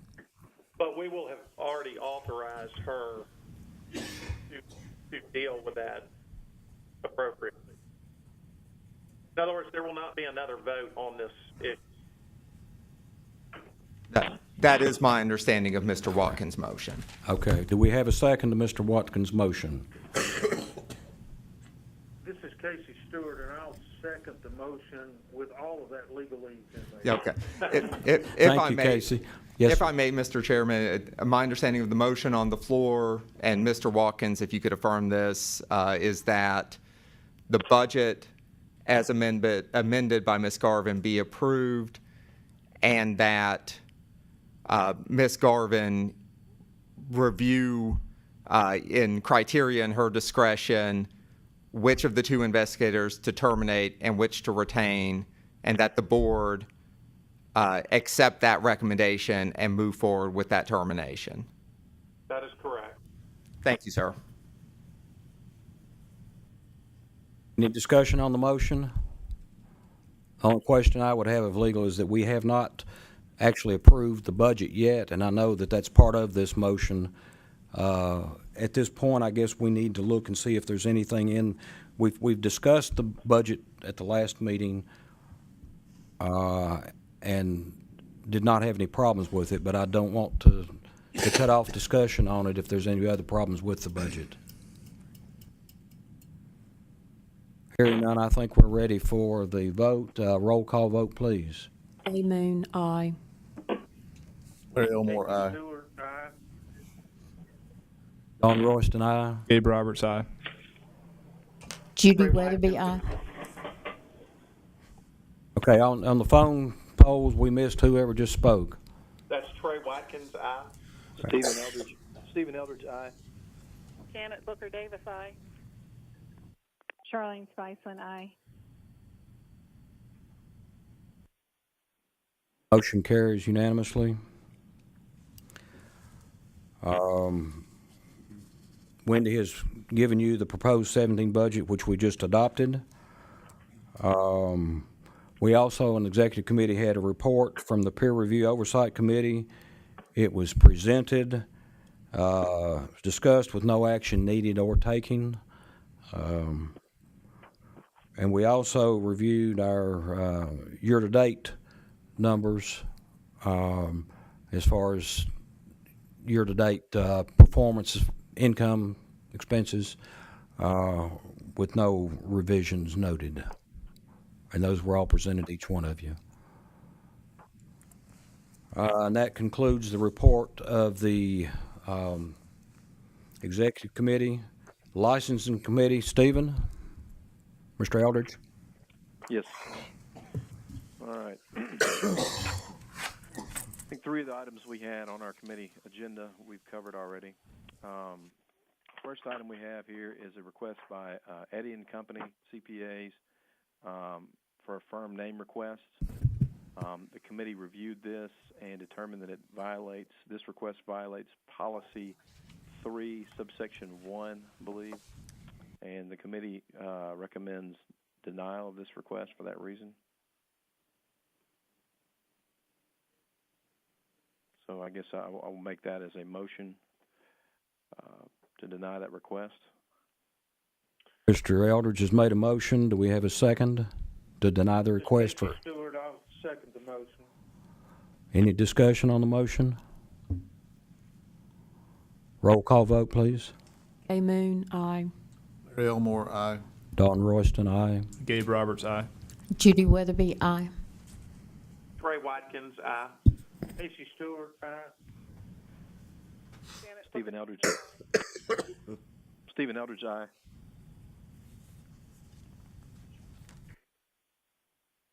Charlene, did you vote?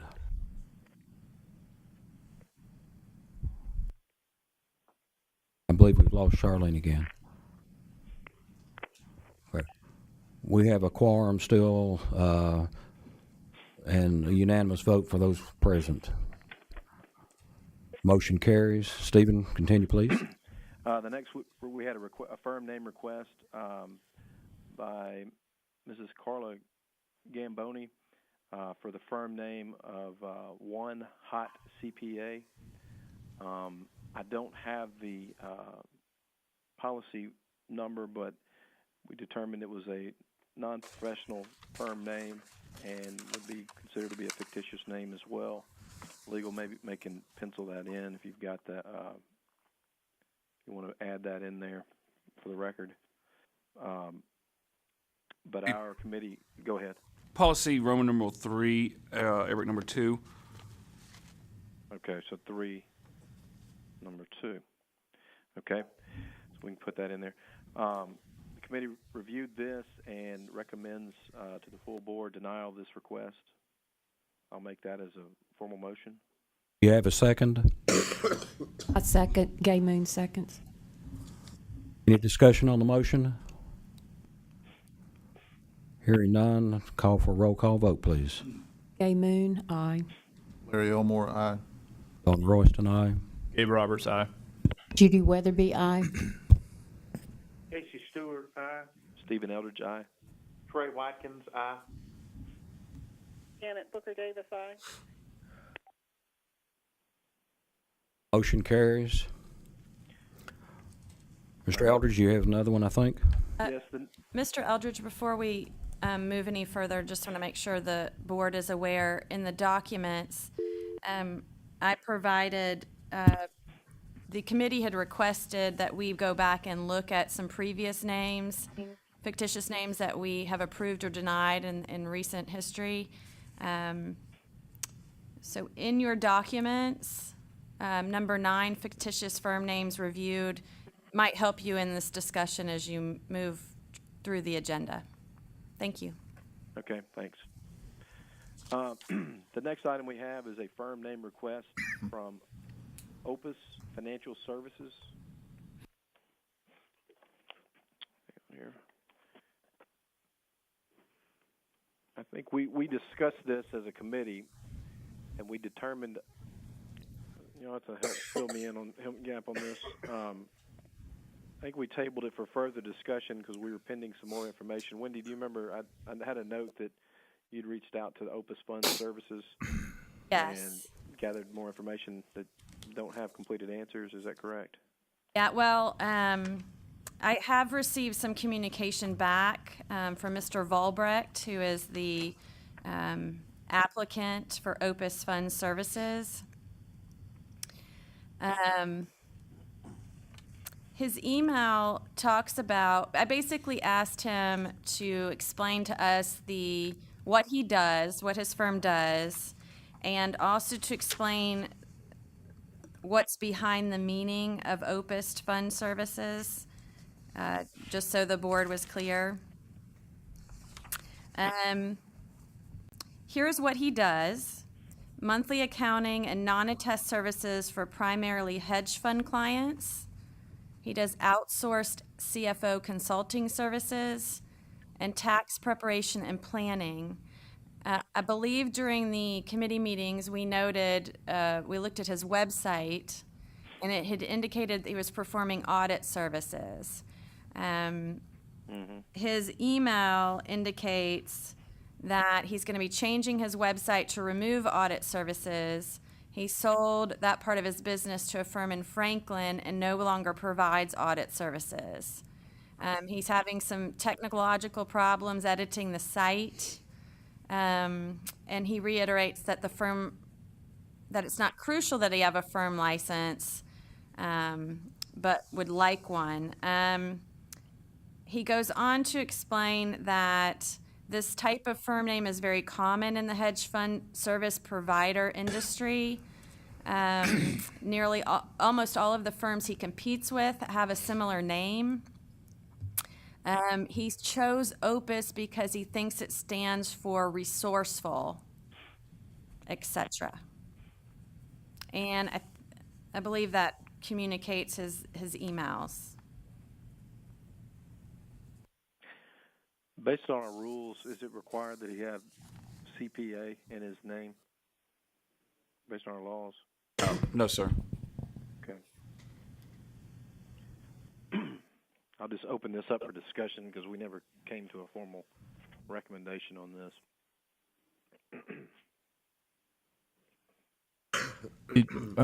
Wendy, did he mention what the word opus stood for, or just what he thought it meant? It stands for resourceful. He didn't give anything else. Roberts, when I Googled Opus and it talked about creative, intelligent, resourceful, those were all terms that were describing Opus. I think it's important to note that since he's not providing attest services, then technically he doesn't need to be registered with us. Is that correct? That is correct. That's correct.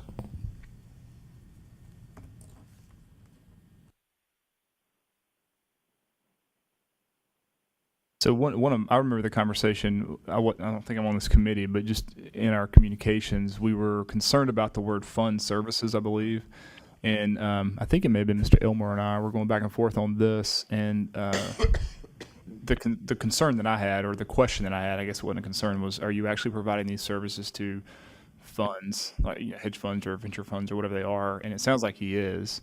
And if that's the case, then I guess from my perspective, our decision should be everything after the word opus doesn't seem to be deceptive or misleading, in my opinion. So the question would be, are we okay with opus or not?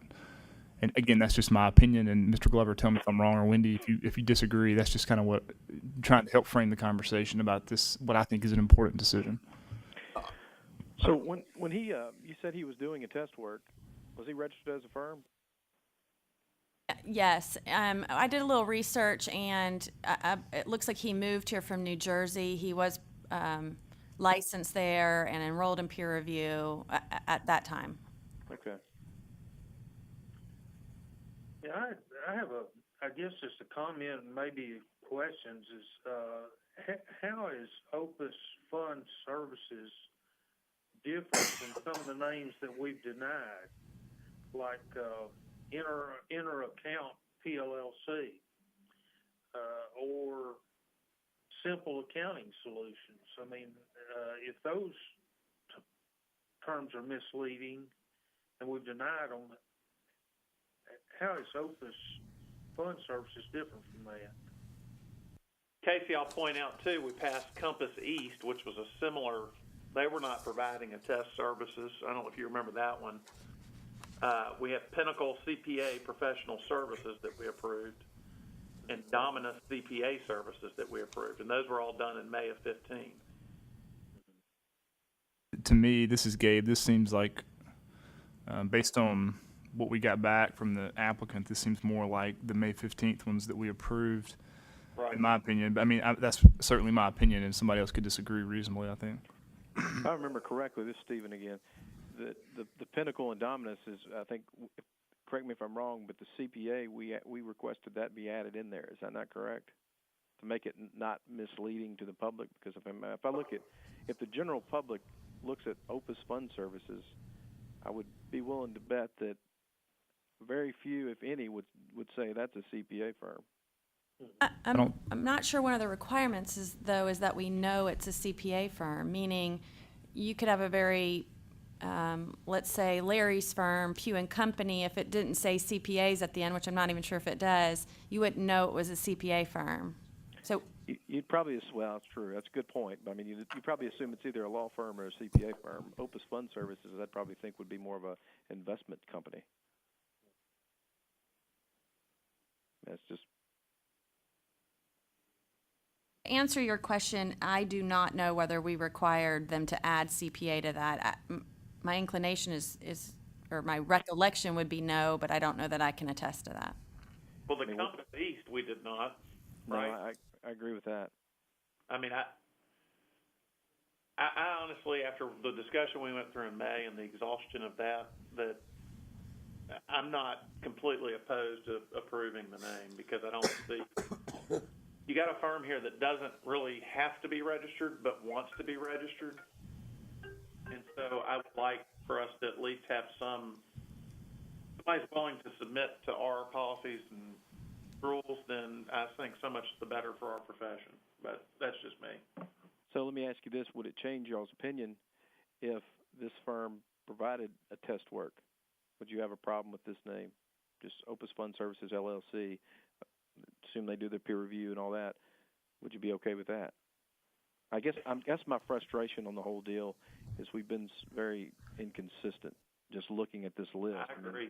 And obviously something happened after the October 14th meeting that we denied, and then all of a sudden, boom, we started approving things. I mean, Well, I can tell you what happened was legal came in and told us that we really didn't have I felt like we didn't have the authority to deny the names that were being presented. This is Larry. My recollection of the committee meeting we had was that we kicked around the idea of this name being misleading until I think somebody either Googled it or went to their website or something, and we found out that they do specialize in work for funds, but someone just now raised a good point. What if they change to doing full service and start doing a test work too? I do think there's I don't know if it's a rule or but I think misleading names are a problem. If the public is misled by the name, and in this case, they wouldn't be misled in the present time because of what they do, but could they be misled in the future if they quit doing work for funds and start doing it for everyone? It's just an observation. I don't know that I know either way I prefer, but Would they have any obligation to resubmit anything if they were to make that type of change, or? I mean, if they want to change their name, they would have to notify us. As far as whether if they change the services they offer. They would on the renewal Oh, on the application. renewal, They have right. to indicate whether or not they're providing a test service, and if so, that they have Okay. to be enrolled in peer review. Thank you. On that application, though, to Mr. Elmore's point, would they say if they didn't start acting providing a test services, but they started providing services to more than funds, hedge funds, or whatever they're doing, would they indicate that on there too? Is there a question generally about changes to your business practice? Yes. No, and the questions that are on there are related to gathering information that's required in law and rule, and I'm not sure that there's any requirement in law or rule to notify us of a change in your business practice. This particular entity is indicating in their name more than what most people do indicate. But most firm names are general in nature, like somebody's name or some.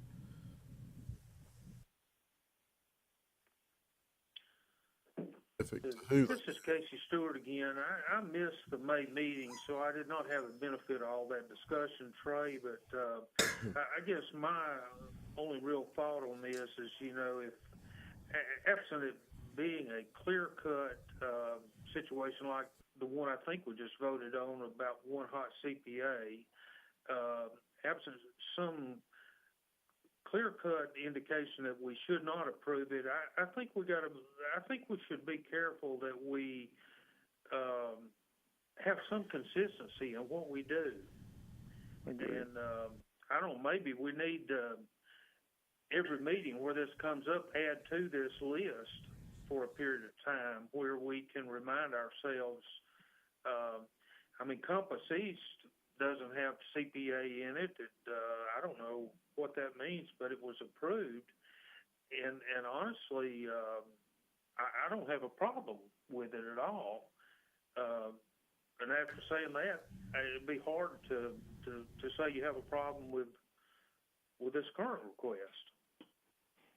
I do think this, just as a side comment, this guy could still go out and start this or use this name, and he doesn't have to have our approval. He just will not be a registered firm with the state board. So if he's voluntarily submitting to our rules and regulations, then I'm more inclined to keep him under the umbrella, so to speak, if he's willing to submit to that. So I don't know. It's a. If legal may interject real quick, let's presume that this individual gets his firm permit. Once that occurs, if, for example, the services were to change to a point to where the name would be misleading, that would be a violation, and we could issue discipline, only if the firm is registered. So, I go back to ask my original question. This is Stephen again. Do we have different expectations for firms that perform test services in regards to their name? To me, if we approve this Opus Fund Services as a firm, and they choose to start doing a test work, and they go and get their peer review, I don't see how we have any issues with the name then. Maybe I don't understand the rules as well as I should on this issue, but it just seems like we're almost saying, well, we're going to, if you don't do a test services because it's voluntary, then we may not be as strict about it. I'm missing something here, and I'm trying to figure out what it is. Gabe, you were there when we had the lofty discussion about the name. I don't do it just from a legal sense, but I kind of got the sense that we were not able to deny the name. Have a similar. I don't. Yeah, vaguely. I don't know that I would go that far, Trey, but it may just be because my memory's faulty. I think what my impression, I don't know, what my impression was that we just got to be careful, really, because in this whole new world of people trying to come up with good names for marketing reasons, which is completely new apparently in the last 5 or so years, between that and the fact that we've got this concern as to who we actually can regulate, we just need to be consistent And the only thing we have to go on, and this isn't legal's fault, this is, probably a fault of the profession or whoever's trying to give us advice, is this idea of either deceptive or misleading. And even looking in the AICPA guidance, I've said this before, but it was less than helpful. I mean, it couldn't be more unhelpful in my opinion, because it did nothing but reiterate the phrase misleading and deceptive. So if something isn't deceptive, in my opinion, that would mean I'm telling you I'm a lawyer when I'm an accountant, something to that level, or misleading, and Larry makes a good point, perhaps this could turn out to be misleading. It's a big gray area. Right, and so I guess the question is, from a regulatory body, how do we be fair to the public, that not only that we're trying to protect, but the profession we're trying to regulate? And it seems to me like consistency is the best way to do that. I agree with that. That may not have answered your question, Trey. I just don't. No, I just can't remember. I just walked away with a distinct impression that I felt like my hands were tied as far as I approved and didn't approve. I kind of feel the same way, Trey. That you remember that. Well, I mean, what does the legal industry do? I mean, obviously you can't be, we'll use this one, Opus Fund Services, and being a law firm. I mean, is that correct? I actually looked up in Tennessee earlier today. I anticipated this. Attorneys shall not use firm, letterhead, other professional designations that violates a particular other rule, and that rule goes back to the just misleading again. A trade name may be used by a lawyer in private practice if it does not imply connection with a government agency or a public or charitable legal services organization and is not otherwise misleading. And that's generally it. And there's some restrictions on using individuals' names who are in public office, or at least indicating who's licensed in what state within the firm name. I mean, are there law firms? I can't think of any offhand, but are there law firms in Tennessee that have a name other than the partners' names? I know a gentleman I graduated law school with has opened up one. I think it's like Spring Hill Law. Yeah, and I think that if I remember this correctly, our former member Jennifer Brundage was in a firm that was like, it might have been the actual name, but it seemed like something like the Lunar Law Group or something. That might have been the name of somebody, I'm not sure, but it wasn't like, Robertson Glover PLC or whatever, But both of those examples, they say the law firm, the law group. So I mean, I can see that would not be misleading, because you're clearly saying this is what we are. My difficulty is differentiating between misleading versus vague or ambiguous. Yeah, I think those are different I agree things. with that, Dave. Well, this is Casey Stewart again. I mean, again, looking at this list that Wendy has given us, I mean, to me, the first item on there, church audit and financial services, I mean, just my personal thought is that could be misleading, because that firm name implies there's an expertise, in churches, and you don't know about the individuals in the firm. I mean, I think that could mislead people. But I do think I believe there's inconsistency in this list here, but we're all learning as we go through this. Every time we have a discussion, I think there's some new insight and new thoughts come out, and it seems to me, I mean, again, I wasn't here in May, but it seems to me those three names that were approved there there does seem to be consistency in what we've done. Absent it being misleading or in some way, it seems to me we need to bend in the way of approving it rather than finding reasons not to approve it. I grabbed my little rules of conduct book while y'all were talking, and section 0020-03-.15 says it defines what a misleading firm name would be, and it gives several examples there.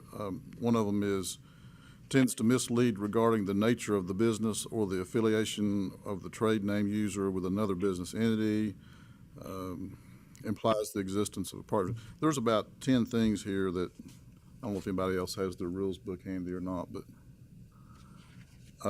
there's some very very detailed explanations on what a misleading firm name is.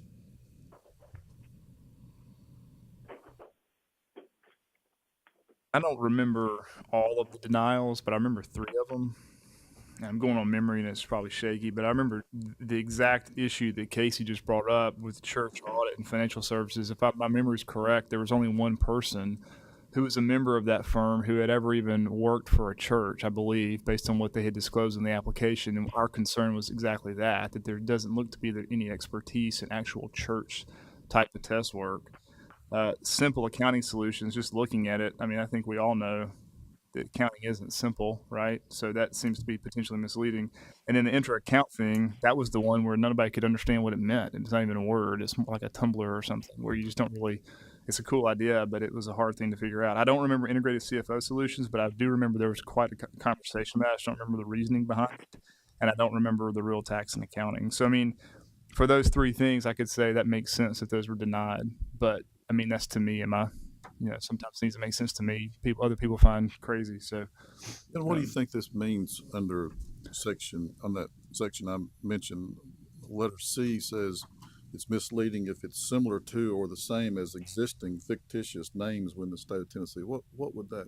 I think that someone's trying to play with the strength of a different brand.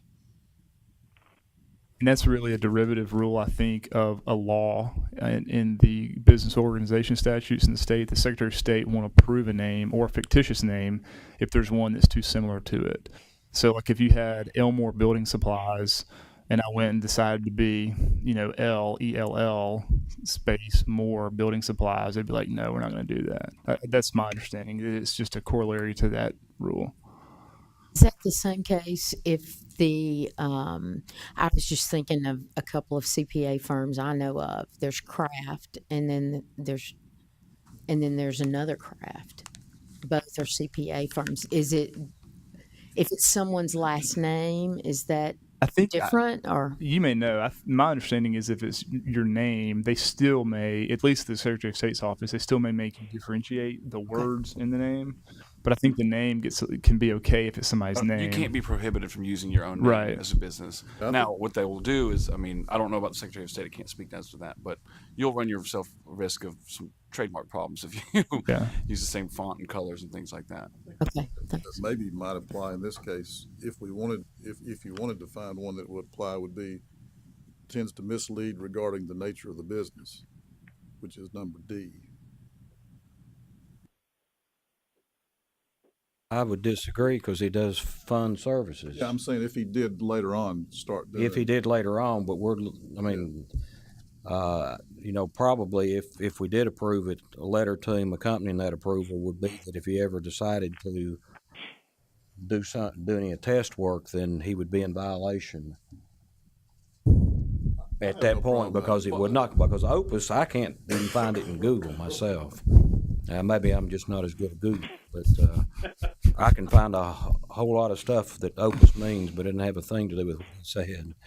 So, from that standpoint, it's the same as the one we denied early, just for the record. But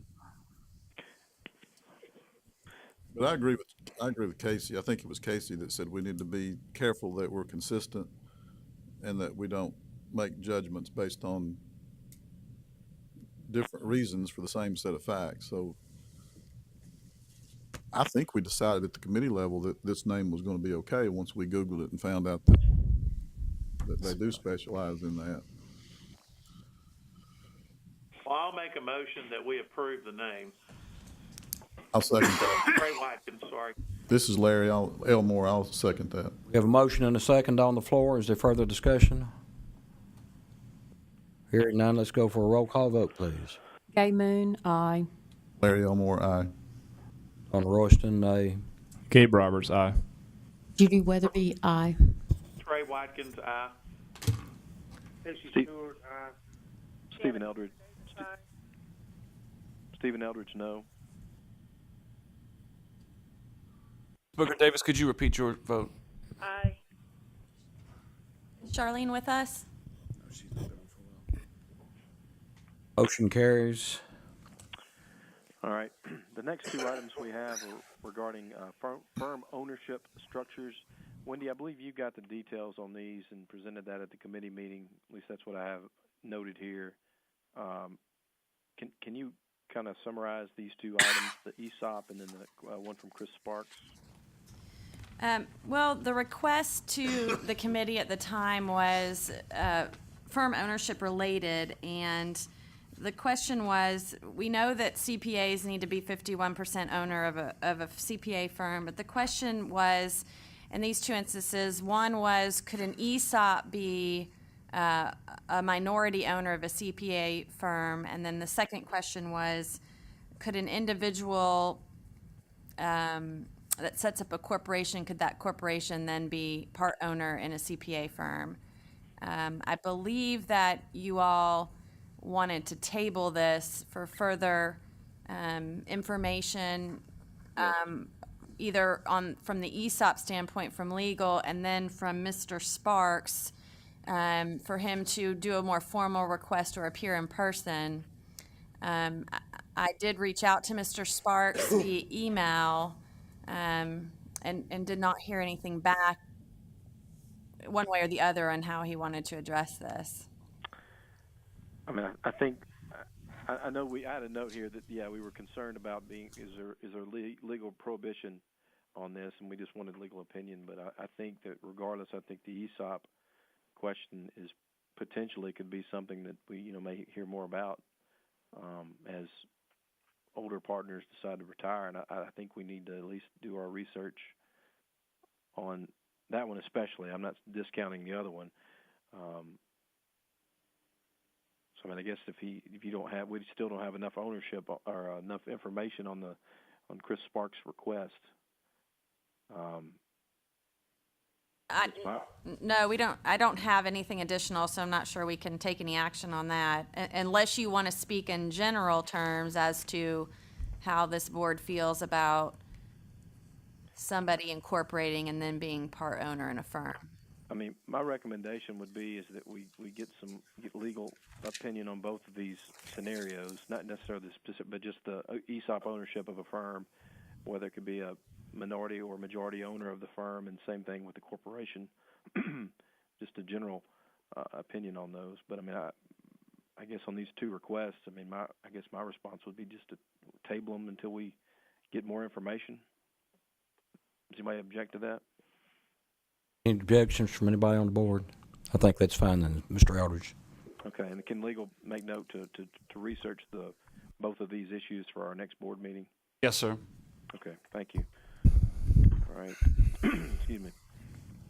The next item we have was a request to approve the ASPPA exams for CPE credit. I believe there's three different exams. There's the RPF 1 and RPF 2. That's the Retirement Plan Fund Test 1 and Test 2. And then there's a DC 1. I think it's Defined Contribution Administrative Services exam. The committee reviewed this, and I think that what was the hours, Wendy, that we would be correspond to these exams, CPE hours credit? I'm not sure that we approved specific hours. Really what this was for you all to clarify from the last meeting, right, that these would be approved for CPE going forward. We have a list of exams that this board has approved to count towards CPE. These were not on the list, but they were brought to this board by an individual CPA, which we did approve for that individual, but it was not clear at the last meeting that you were okay with them being added to the list. Okay. So we don't particularly approve the number of hours because it's laid out in the exam itself. Okay. All right. Well, I'll make the motion, and I believe that was the committee basically recommends the board approve the request to grant the ASPPA those three exams I mentioned earlier, the RFP1, RFP2, and the DC1, as I guess put them on the list for approved CPE credit hours. So I will make that as a formal motion. I have a motion on the floor. Do I have a second? I second. Gayman second. All in favor signify by saying yea. Roll call vote, please. Gay Moon, aye. Larry Elmore, aye. Don Royston, aye. Gabe Roberts, aye. Judy Weatherby, aye. Stephen Ray Eldridge, aye. Trey Watkins, aye. Casey Stewart, aye. Janet Booker Davis, aye. Motion carries. Okay. Next item we had was a request for a payroll accounting course. I believe it was Pellissippi State. Is that right? For a payroll accounting course, it's called ACCT 2301 Payroll Accounting 3-hour credit course as an upper level division course for purposes of CPA exam credit. The committee reviewed this request and determined that, in the committee's opinion, the criteria of the class and the topics in the class do not constitute being classified as upper level division courses or course. So, with that said, I would make the motion that we deny the request for this course to be given upper division classification.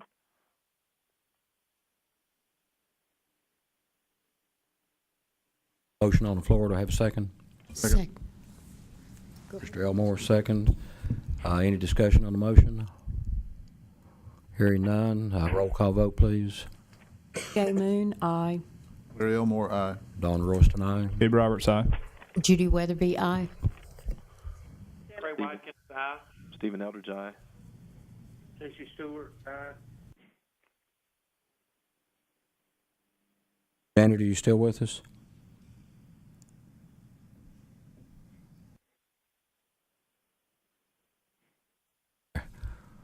Hearing any opposition? Hearing none, the motion carries. We still have a quorum. Okay.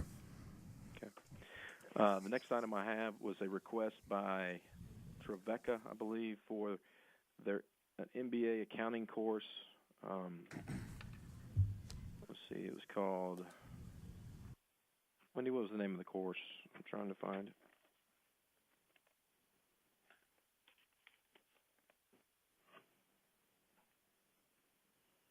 Fundamentals of financial accounting. Okay, thanks. Sorry, we didn't get it on the iPads. Basically, the question here was there was a course from Trevecca that, Fundamentals of Financial Accounting, and it was part of their Masters of Management program, not their Masters of Accountancy program.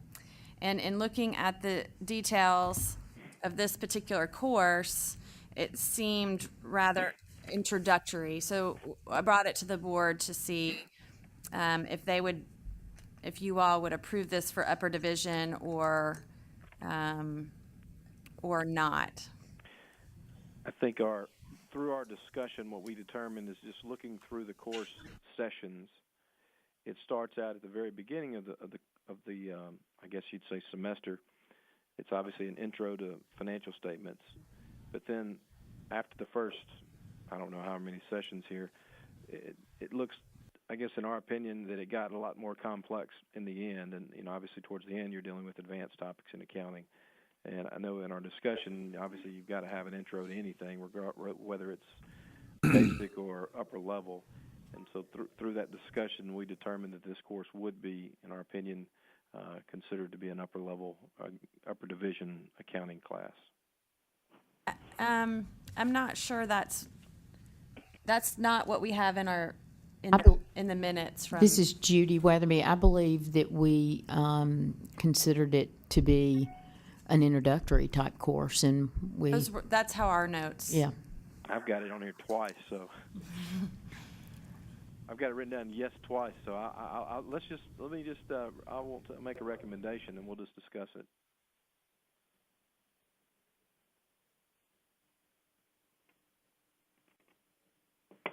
So I'm not sure that we have any information other than this paragraph, Karen.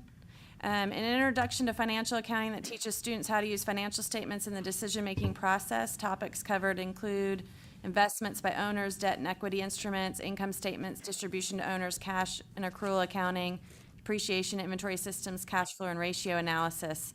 An annual report project is assigned as an integral part of this course. I'm not sure we have any additional information than that. This was kind of combined with a question about whether 9 hours of accounting hours in the UT's program should be counted, and I believe there are two separate issues. And my notes indicate that the board, Okay. I'm reading, what I'm reading from is the one that's from UTK from Michael McIntyre. And that's what I'm referencing as far as those session titles. right, and so it's in our notes that the board was favorable to the UT hours, but not favorable towards the Trevecca hours, and that you all were interested in allowing me to make these determinations going forward. I would agree with that. I've got a note that says Wendy and staff will continue to evaluate and bring any issues to the board. And I've got in the yes I've got is yes to the UTK one, and then the Trevecca one, I've got those backwards, was in this case considered not. And I think, correct me if I'm wrong, we just said basically that these types of decisions would be left to you unless you're not comfortable with making those decisions. Is that correct? That is accurate. I had just not encountered these before and was interested in getting your thoughts. Okay. I mean, do you actually need a motion for these, or is this something that you can make the decision for? I mean, I don't mind making the motion to do so, but Maybe a motion to allow me to make the decision? I'm fine with that too. Yeah. I understood your motion a minute ago was that your committee wanted to allow the executive director to make these decisions going forward and bring them to us if she was not, or if they were not comfortable with that. That's a correct statement. Yes. All right. Do I have a second to that motion? I second that emotion. Any discussion? Good job, Judy. Now, how about a roll call vote? Gay Moon, aye. Larry Elmore, yes. Tom Royston, aye. Gabe Roberts, aye. Judy Weatherby, aye. Ray Watkins, aye. Casey Stewart, aye. Janet Booker Davis, aye. Stephen Eldridge, aye. Motion carries. Let's see. I believe that's all I've got. The only thing I wish is that we don't have any delayed meetings between committee meetings and formal board meeting, because my brain, it's hard to read these notes. They made sense to me that day, but man, it looks like just foreign language here. So. Mr. Eldridge, I believe also under your committee there was something regarding that came up, and you asked, I believe you asked the question anyway, about the felony convictions. Right now, the questionnaire says, have you been convicted of a felony in 5 years, within the past 5, and we questioned why. Yes. I believe legal has determined that they can't find any reason. Would you like to address that, and so we can take this one off the table? What we believe is that some of these forms were created to serve a multitude of purposes, and therefore things kind of, it's like a mishmash. So the longest that we could suspend or refuse to renew a particular license would be 5 years. And so in that light of that, it would make sense that we're only interested in, at the maximum, 5 years if someone's license was, if the board decided to refuse to renew someone's license or to suspend them for that maximum time period. Because there's the self-reporting requirement as a licensee if you were to be convicted of a felony while actively licensed. That being said, there's nothing in law rules to prevent us from asking if they've ever been convicted of a felony. Yeah, I mean, I think maybe the thought was, this is Stephen, maybe ask have you been convicted of a felony, and then it says if so, when. And then obviously, because you said, if I heard you correctly, you said we can't deny it if it was outside of the 5-year time frame just for that reason. Is that correct? No, I think in looking at the form itself and then looking at the law and the rules, it would seem as though perhaps someone had this maximum suspension time period in mind when they created the reinstatement application. And so they're thinking, well, the maximum time that we could suspend someone is 5 years, so that's all we need to ask is if in the 5 years they've been convicted of a felony. Well, when you have someone who's been convicted of a felony and perhaps it's 10 years down the road when they finally dispose of that and do whatever the requirements are, then that doesn't really make any sense. What brought this up, though, is also the electronic sign up. We wanted to get the question right or the 5 years removed when it went forward, because they're getting ready to go online by June, and we don't want to have to go in and ask for a change. So the recommendation I thought that we were looking for here, if that's truly the pleasure of the board, was that 5 years just be dropped from the verbiage and let them report that they have been, and if they have been, then we can determine whether it affects the license application or not. Yes, that would be recommendation. All right. Yeah. Do we need to add in there, though, that that the questionnaire, I don't want to get too detailed on this thing as far as from our perspective, but I'd like to, will it have a questionnaire saying if so, when? I would think that if you would want the either when or, provide short details. The nature of the conviction. Right, nature of convention, that's an excellent idea. Or I would please move that explain. we remove the 5-year limitation and then add a additional questionnaire to say if so, please provide the date and the nature of that felony. Okay, I've got a motion on the floor. Do I have a second? Second. Ray Watkins, second.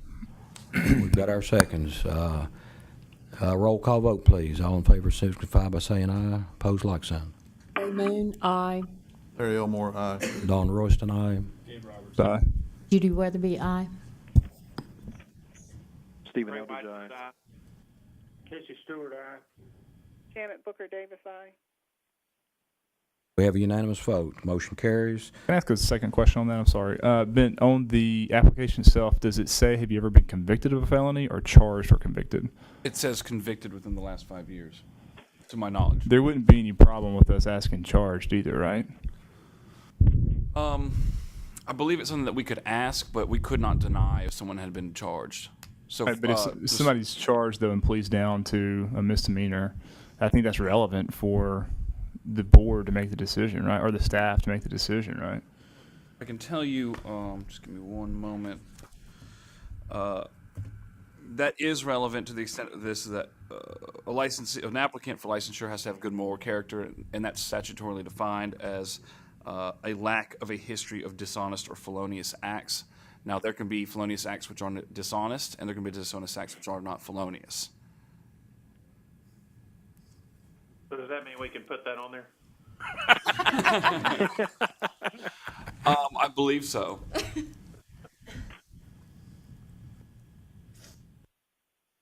I don't have a problem with that. I don't either.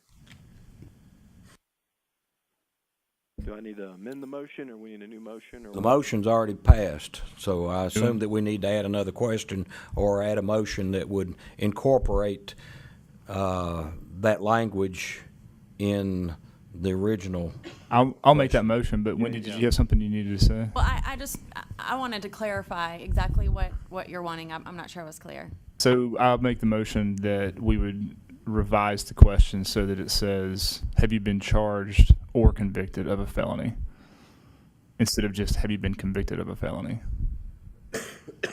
And that's fine, I guess. Right now, when somebody answers that question, we automatically bring it to the board. I guess so the point would be that if someone was charged with a felony, but let's say they, in a plea agreement, it went down to some type of elevated misdemeanor, then they could honestly answer no, even though they may have some misdemeanor charge on their record.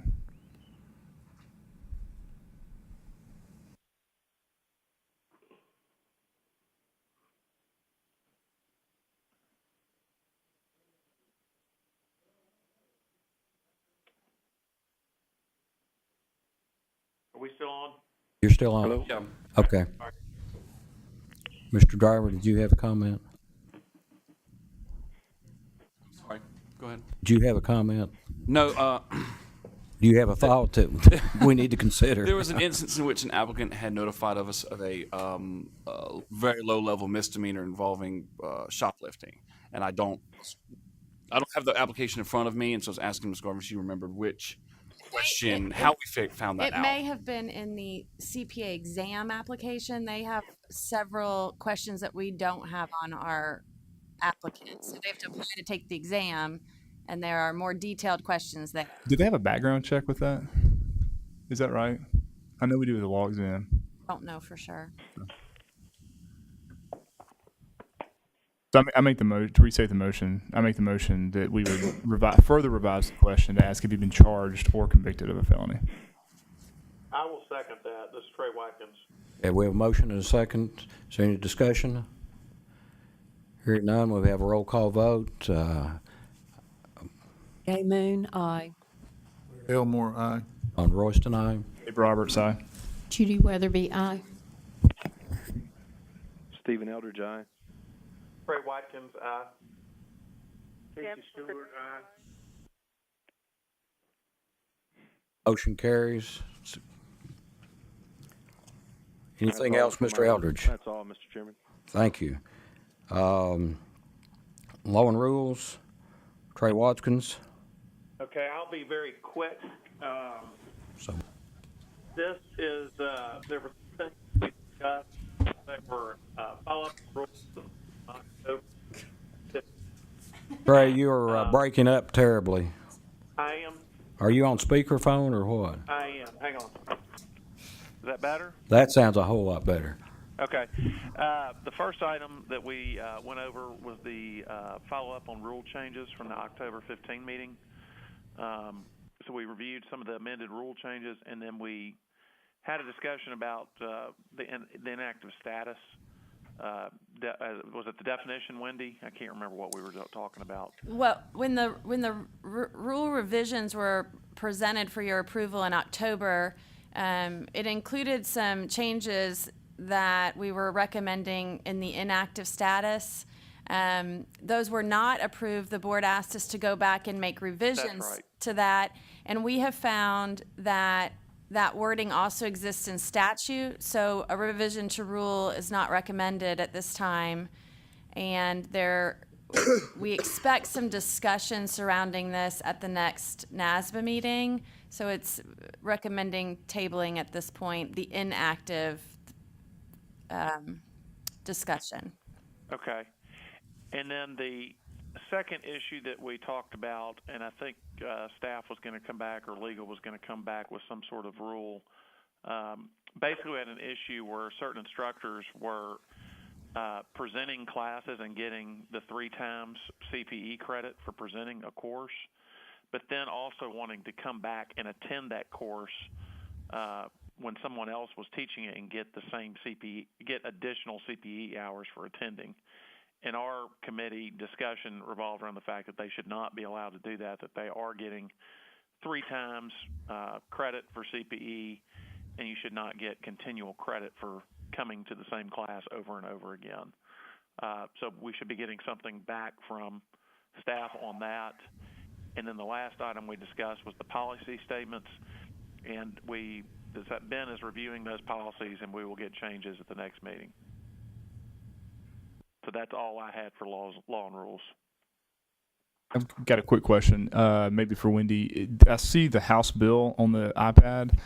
Is this a piece of legislation that's being presented before the General Assembly in this current legislative session? Yes, and I'm going to talk about that in a minute. Gotcha. Okay. And so there's nothing that needs to be voted on in your committee report, not that you haven't done a lot of hard work. Yeah. Thank you. Enforcement Committee. Casey. Hey, this is Casey Stewart, and I would just like to say to Stephen Eldridge that I think he is chairing the most difficult committee of all the board committees and doing a good job.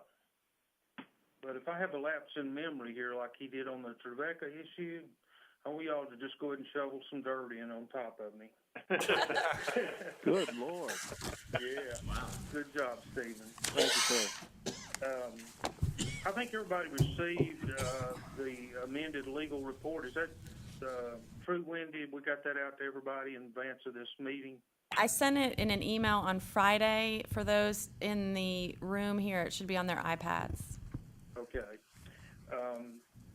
The license committee met. We had 27 cases in the legal report, and as in the past, they've been grouped according to recommended action. And I'm going to just make some summary comments. We did make a couple of changes to two of the cases, and we'll come back and point those out for everybody's benefit what those were. But cases 1 through 9 are situations where a complaint was opened, it was investigated, and after the investigation, legal counsel is just simply recommending closure of the complaint. Case number 10 is recommended for closure with issuance of a letter of information. Cases number 11 through 14 are recommended for closure with a letter of warning. And in cases 15 through 25 were cases where recommended for settlement by issuance of a consent order with some kind of penalty involved. And the changes there were the cases number 21 and 23, and we'll come back in just a minute to those. Case number 26 is a case with litigation involved, and the recommendation is to put that one into litigation monitoring status. And then case number 27 is one that's represented with a recommendation that it be dismissed. But the committee did talk individually about all of the cases except for numbers 1 through 9, which were simply recommended for closure. And on case number 21, which if you have your report, we'll go to page 11, legal counsel has shown their original recommendation there, and then they have also shown the amended recommendation. And basically what happened there, you've got a failure of the respondent to be involved in peer review, and this case was referred to the board by the Motor Vehicle Commission. Respondent firm admitted not having the peer review and not being enrolled, and asserted that he does not and will not do any more test work in the future. But he has been previously disciplined by the board in 2008 for failure to be enrolled in peer review. The original recommendation was for a consent order, with a fine of $3,000. The committee felt like because of the previous discipline for the same issue that we should assess a fine of $6,000 and ask the respondent to actually appear at the May 2016 board meeting to speak with the whole board about the complaint. And then the second change was on case number 23, begins on page 12. And this is a situation where the respondent actually got himself into a conflict of interest situation, trying to represent both the seller and the buyer of a business. And for that reason, he couldn't disclose to one of the parties involved some confidential information which really needed to be disclosed. And so I guess the conclusion is that he was representing both sides of the transaction. His inability to divulge confidential information to his own client matches the AICPA Code of Professional Conduct definition of a conflict of interest. The respondent should never have taken on the client. The original recommendation was for settlement with a consent order with a penalty of $1,000. The committee felt like, because of the nature of this complaint, that in addition, the respondent should be required to provide proof to the board no later than September 30 of 2016 of attendance of the Professional Ethics AICPA comprehensive course. And I think we had originally talked about maybe 8 hours in there, but I think that may be inconsistent with the number of hours actually involved in that course. So we felt like he should attend the course and complete it. And so those are the two changes that the committee made to the original legal report. And I would just ask if I said anything wrong from the other committee members, or does anyone have any questions regarding the legal report? Wendy, have we looked at the AICPA comprehensive course, so it's a live attendance? No, this is the same course that initial applicants take, so you can take it online. And typically, It says it, but the wording in our thing says attendance. That's why I raised the question. it is not a live course, so we can revise So that. we would say completion of. Completion. Thank you. Okay. Chairman Stewart, this is Gabe Roberts. There was also one of these, I believe it was number 17 that I recused myself from in the committee piece. Is that correct? Or could you remind me of that when we get to that one so that I can know not to? It was number 17. Okay, it was number 17. Okay, thank you. This is Janet Booker Davis. Back on number 23, the professional ethics course, that was in addition to the regular 80 hours, correct?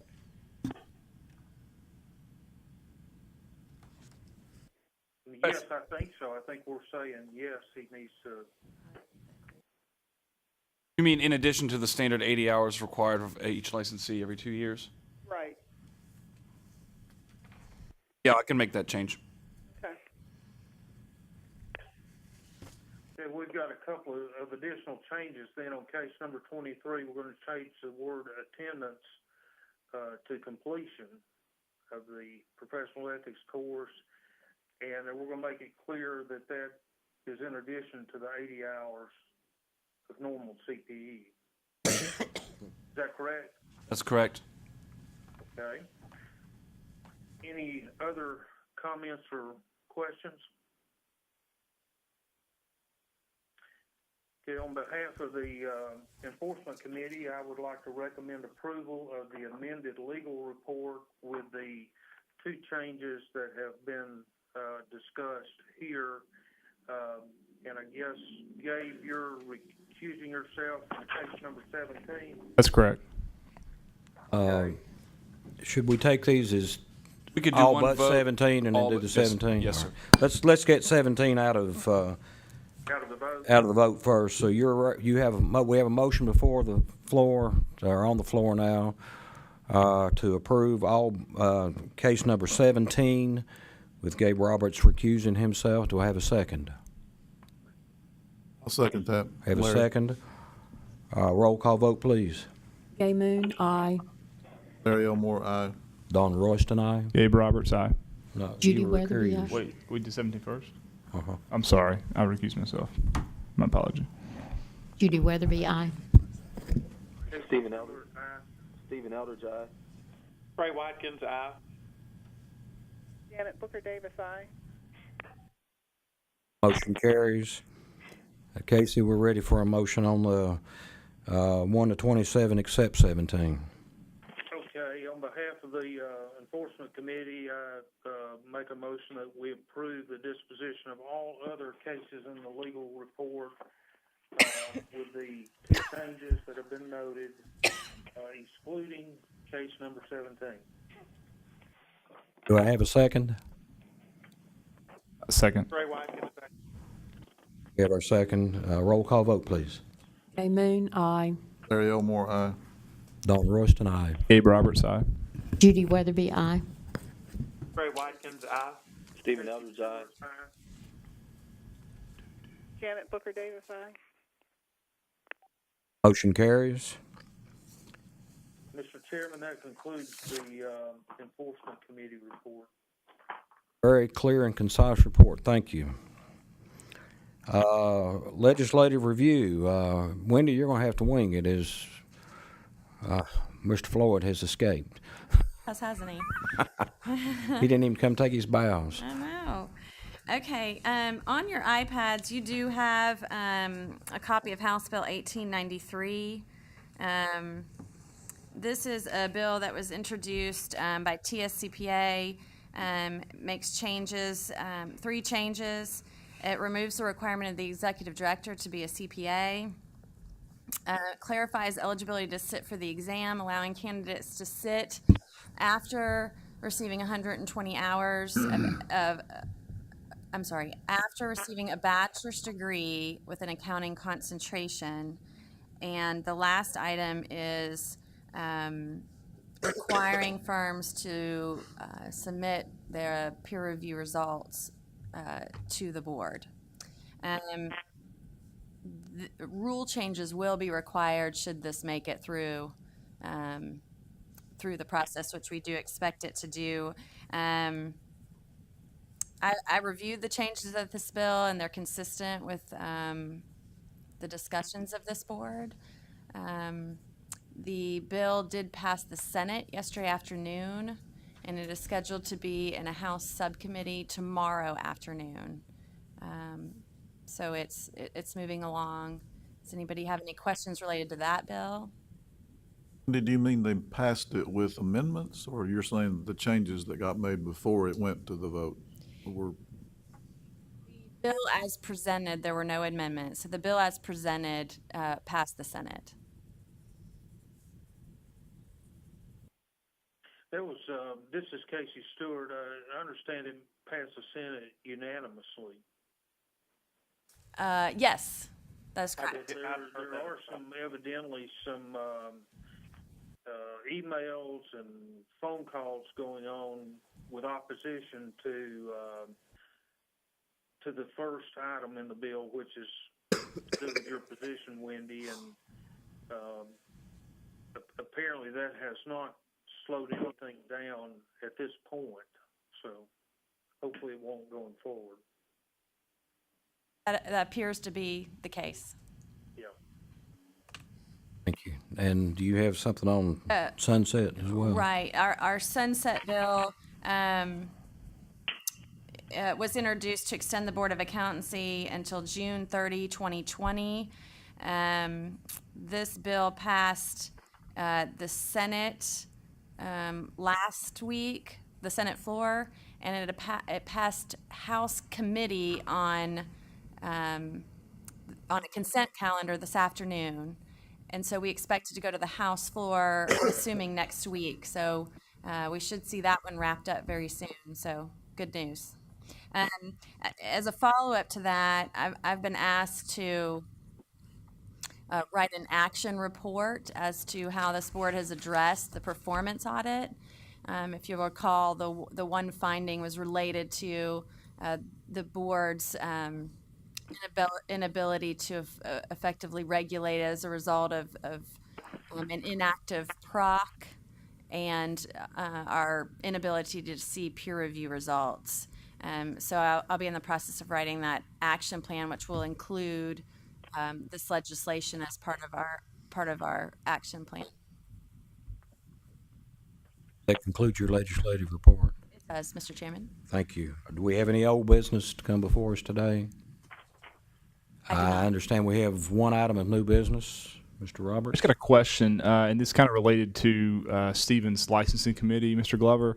The One Hot CPA application that we saw had a business card with it, and I guess my question is it worth starting an investigation, if you haven't already, to look and see if this is a firm that's operating without a permit?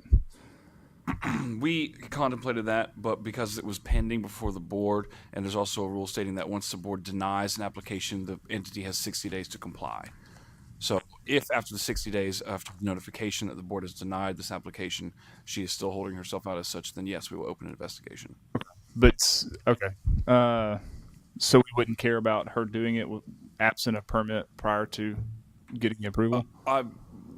It was it's our discretion, and we just kind of felt she did send in the application, and as good faith, we thought we'd let the board decide. Granted, as you know, that we're delayed by 2.5 weeks because of the snow before, so we would have already sent out the notification of a denial, but we were waiting because she had sent an application. Okay. I mean, and that's fine. And I'm not getting, I mean, y'all, you have the expertise in this. I guess my concern would be that if we start following that policy, do we have a vulnerability from a legal standpoint that someone goes out, even though they don't have reason to rely, I guess, reasonably on doing that, once they go out and spend the money and build a brand and do these things, do they then have a legal action against the board for not approving something, especially if it's in the gray areas, whether or not it's misleading or vague or deceptive or misleading, et cetera? And so that would be my one concern about, not vigorously pursuing those. But again, you're the legal counsel, and y'all have, I'm sure, vetted this pretty significantly. I don't recall if we received the application prior to the anonymous notice. We did receive the application prior to the anonymous notice. I think had it been reversed, Gotcha. Okay. we would have already opened a complaint had it been reversed. Okay. Since our meeting, since the committee meetings in January, we've received another email of I don't know if this is a CPA. Yes. Yeah. This is a CPA in the state of Tennessee who received a solicitation in the mail from a new CPA firm in Clarksville called One Hot CPA. He was inquiring as to why he couldn't find this firm in the search. And the other question I had is regarding fictitious names. There, the Secretary of State has a big role to play, at least in the organization of entities. And so I'm presuming that all of these people who are establishing CPA firms are going through the process of filing the requisite paperwork of an LLC or corporation or whatever with the Secretary of State. And I'm also presuming that they then, whatever fictitious name we approve, they go as a matter of due diligence and file or reserve the name with the Secretary of State's office as a fictitious name so somebody can't swoop in and get it from them and then have some legal right to then turn around and sell it like people do with URLs or whatever. So I guess my question is, have we made it a practice in the past to go directly to the Secretary of State and ask them to say, here are all the firms that we have with a firm permit. Are there any type of fictitious name filings associated with these same firm filings to see if somebody has a fictitious name on file with the Secretary of State who hasn't gotten our approval to operate under that name or that firm, that fictitious name? Yeah, I may not be clear, but it's kind of like a back-end check to make sure they're actually getting our approval before they operate under a fictitious name. I don't believe we've gone through a process to check. I believe previously there was some question about when we started talking about, I know it wasn't titles and designation, but it was use of the word accounting and how many firms in the state are we checking the Secretary of State's office to see that. And I guess maybe one of the investigators can speak to this because I thought at one point that one of them was asked to look into that, and I don't remember the answer. And if not, just correct me. Don. I'm sorry. Were you all asked at one time to maybe check with the Secretary of State's office as to whether we can easily communicate with them on at the time it was if a business entity had accounting in the name. Was it? Actually talked to them. Okay. What they were going to do is make up some kind of question or some kind of in their program so that question would be asked, because they already do something similar with the insurance company. They have some qualifications. I know that's different than They never did it. I've looked at the site. They've never done it. Okay. That's the only communication we've had with the Secretary of State's office, and we have not, by practice, to my knowledge, gone and checked. Okay. I guess I was just, as our conversation continues to evolve on this, I just get to think if maybe somebody throws their hands up and says, I'm just going to go get the name I want, put it on file with the Secretary of State, and then it's up to the board to find out whether I'm operating under the name or not. And if that's the case, if we have the bandwidth, it may be worth trying to figure out a way to check it. There's something in our rules, I believe, where it talks about fictitious names that it must be approved by the board. And so I don't know that they can go get it approved by the Secretary of State and then say, oh, well, that's what I'm operating as, because our rules specifically state that this board has to approve the use of that. Right. You're absolutely right. I guess I'm just trying to make sure that doesn't matter unless we actually enforce it, right? So I guess one way to back end it is to see if anybody's actually going around us to get the fictitious name. Because the Secretary of State's office, as far as I know, they don't go and check, are you an accounting agency or not? It sounds like they don't. They do for insurance. So as a result of that, they're going to approve it, assuming that there's not a similar name on file. See, somebody, I couldn't go get Kraft CPAs, but somebody could go get, something similar. And so I just wonder if is it worth us trying to look into trying to figure out how to do that. If my recollection serve me correctly, I believe Chief Counsel Glandorf was speaking about a previous situation in which some particular entity provided headhunting services for accounting firms, and I believe they called themselves accounting services. And so if we were to run some sort of a blanket search, we're going to run into the issue of having to then verify what sort of services they do and do not perform in order to see whether or not we're going to open up discipline against them. And again, that's why I was saying if there's a way for us to pull all of the information on the firms who are registered with us with a firm permit to then pop it over to see if there's any associated filing for a fictitious name in the Secretary of State's office, then we could say, okay, 5 of them popped up. Have we approved those or not? And if we haven't, then that to me seems like the most efficient way to do it, assuming you actually can do that. And I don't know if you can. I have used the Secretary of State's website. They've got a pretty simple search query that you can utilize to look up different entities, but I don't know about the mass searching like that. It's not. Thanks. Anything further to come before the board? Entertain a motion for dismiss. Yes, ma'am. Judy. I have one question. Can we, Ben, can you find out if if CPAs are required to have a background check in Tennessee? Because I believe that's at the state level. And I'm not sure if it's. We do not do it as a board, but I can see if when they apply for an exam, that's what I'm not sure. So we can certainly see if that's. I'd like to know because that would seem pretty relevant. As far as standing, character and that sort of thing, a background check for.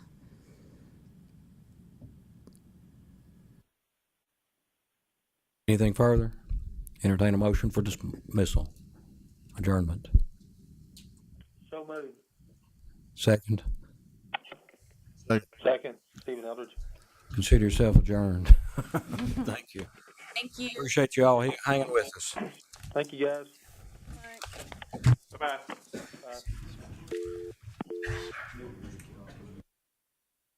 Thank you for We'll being get such by a one of great. those books and get you to autograph it for me. Thanks for your great cheeriness.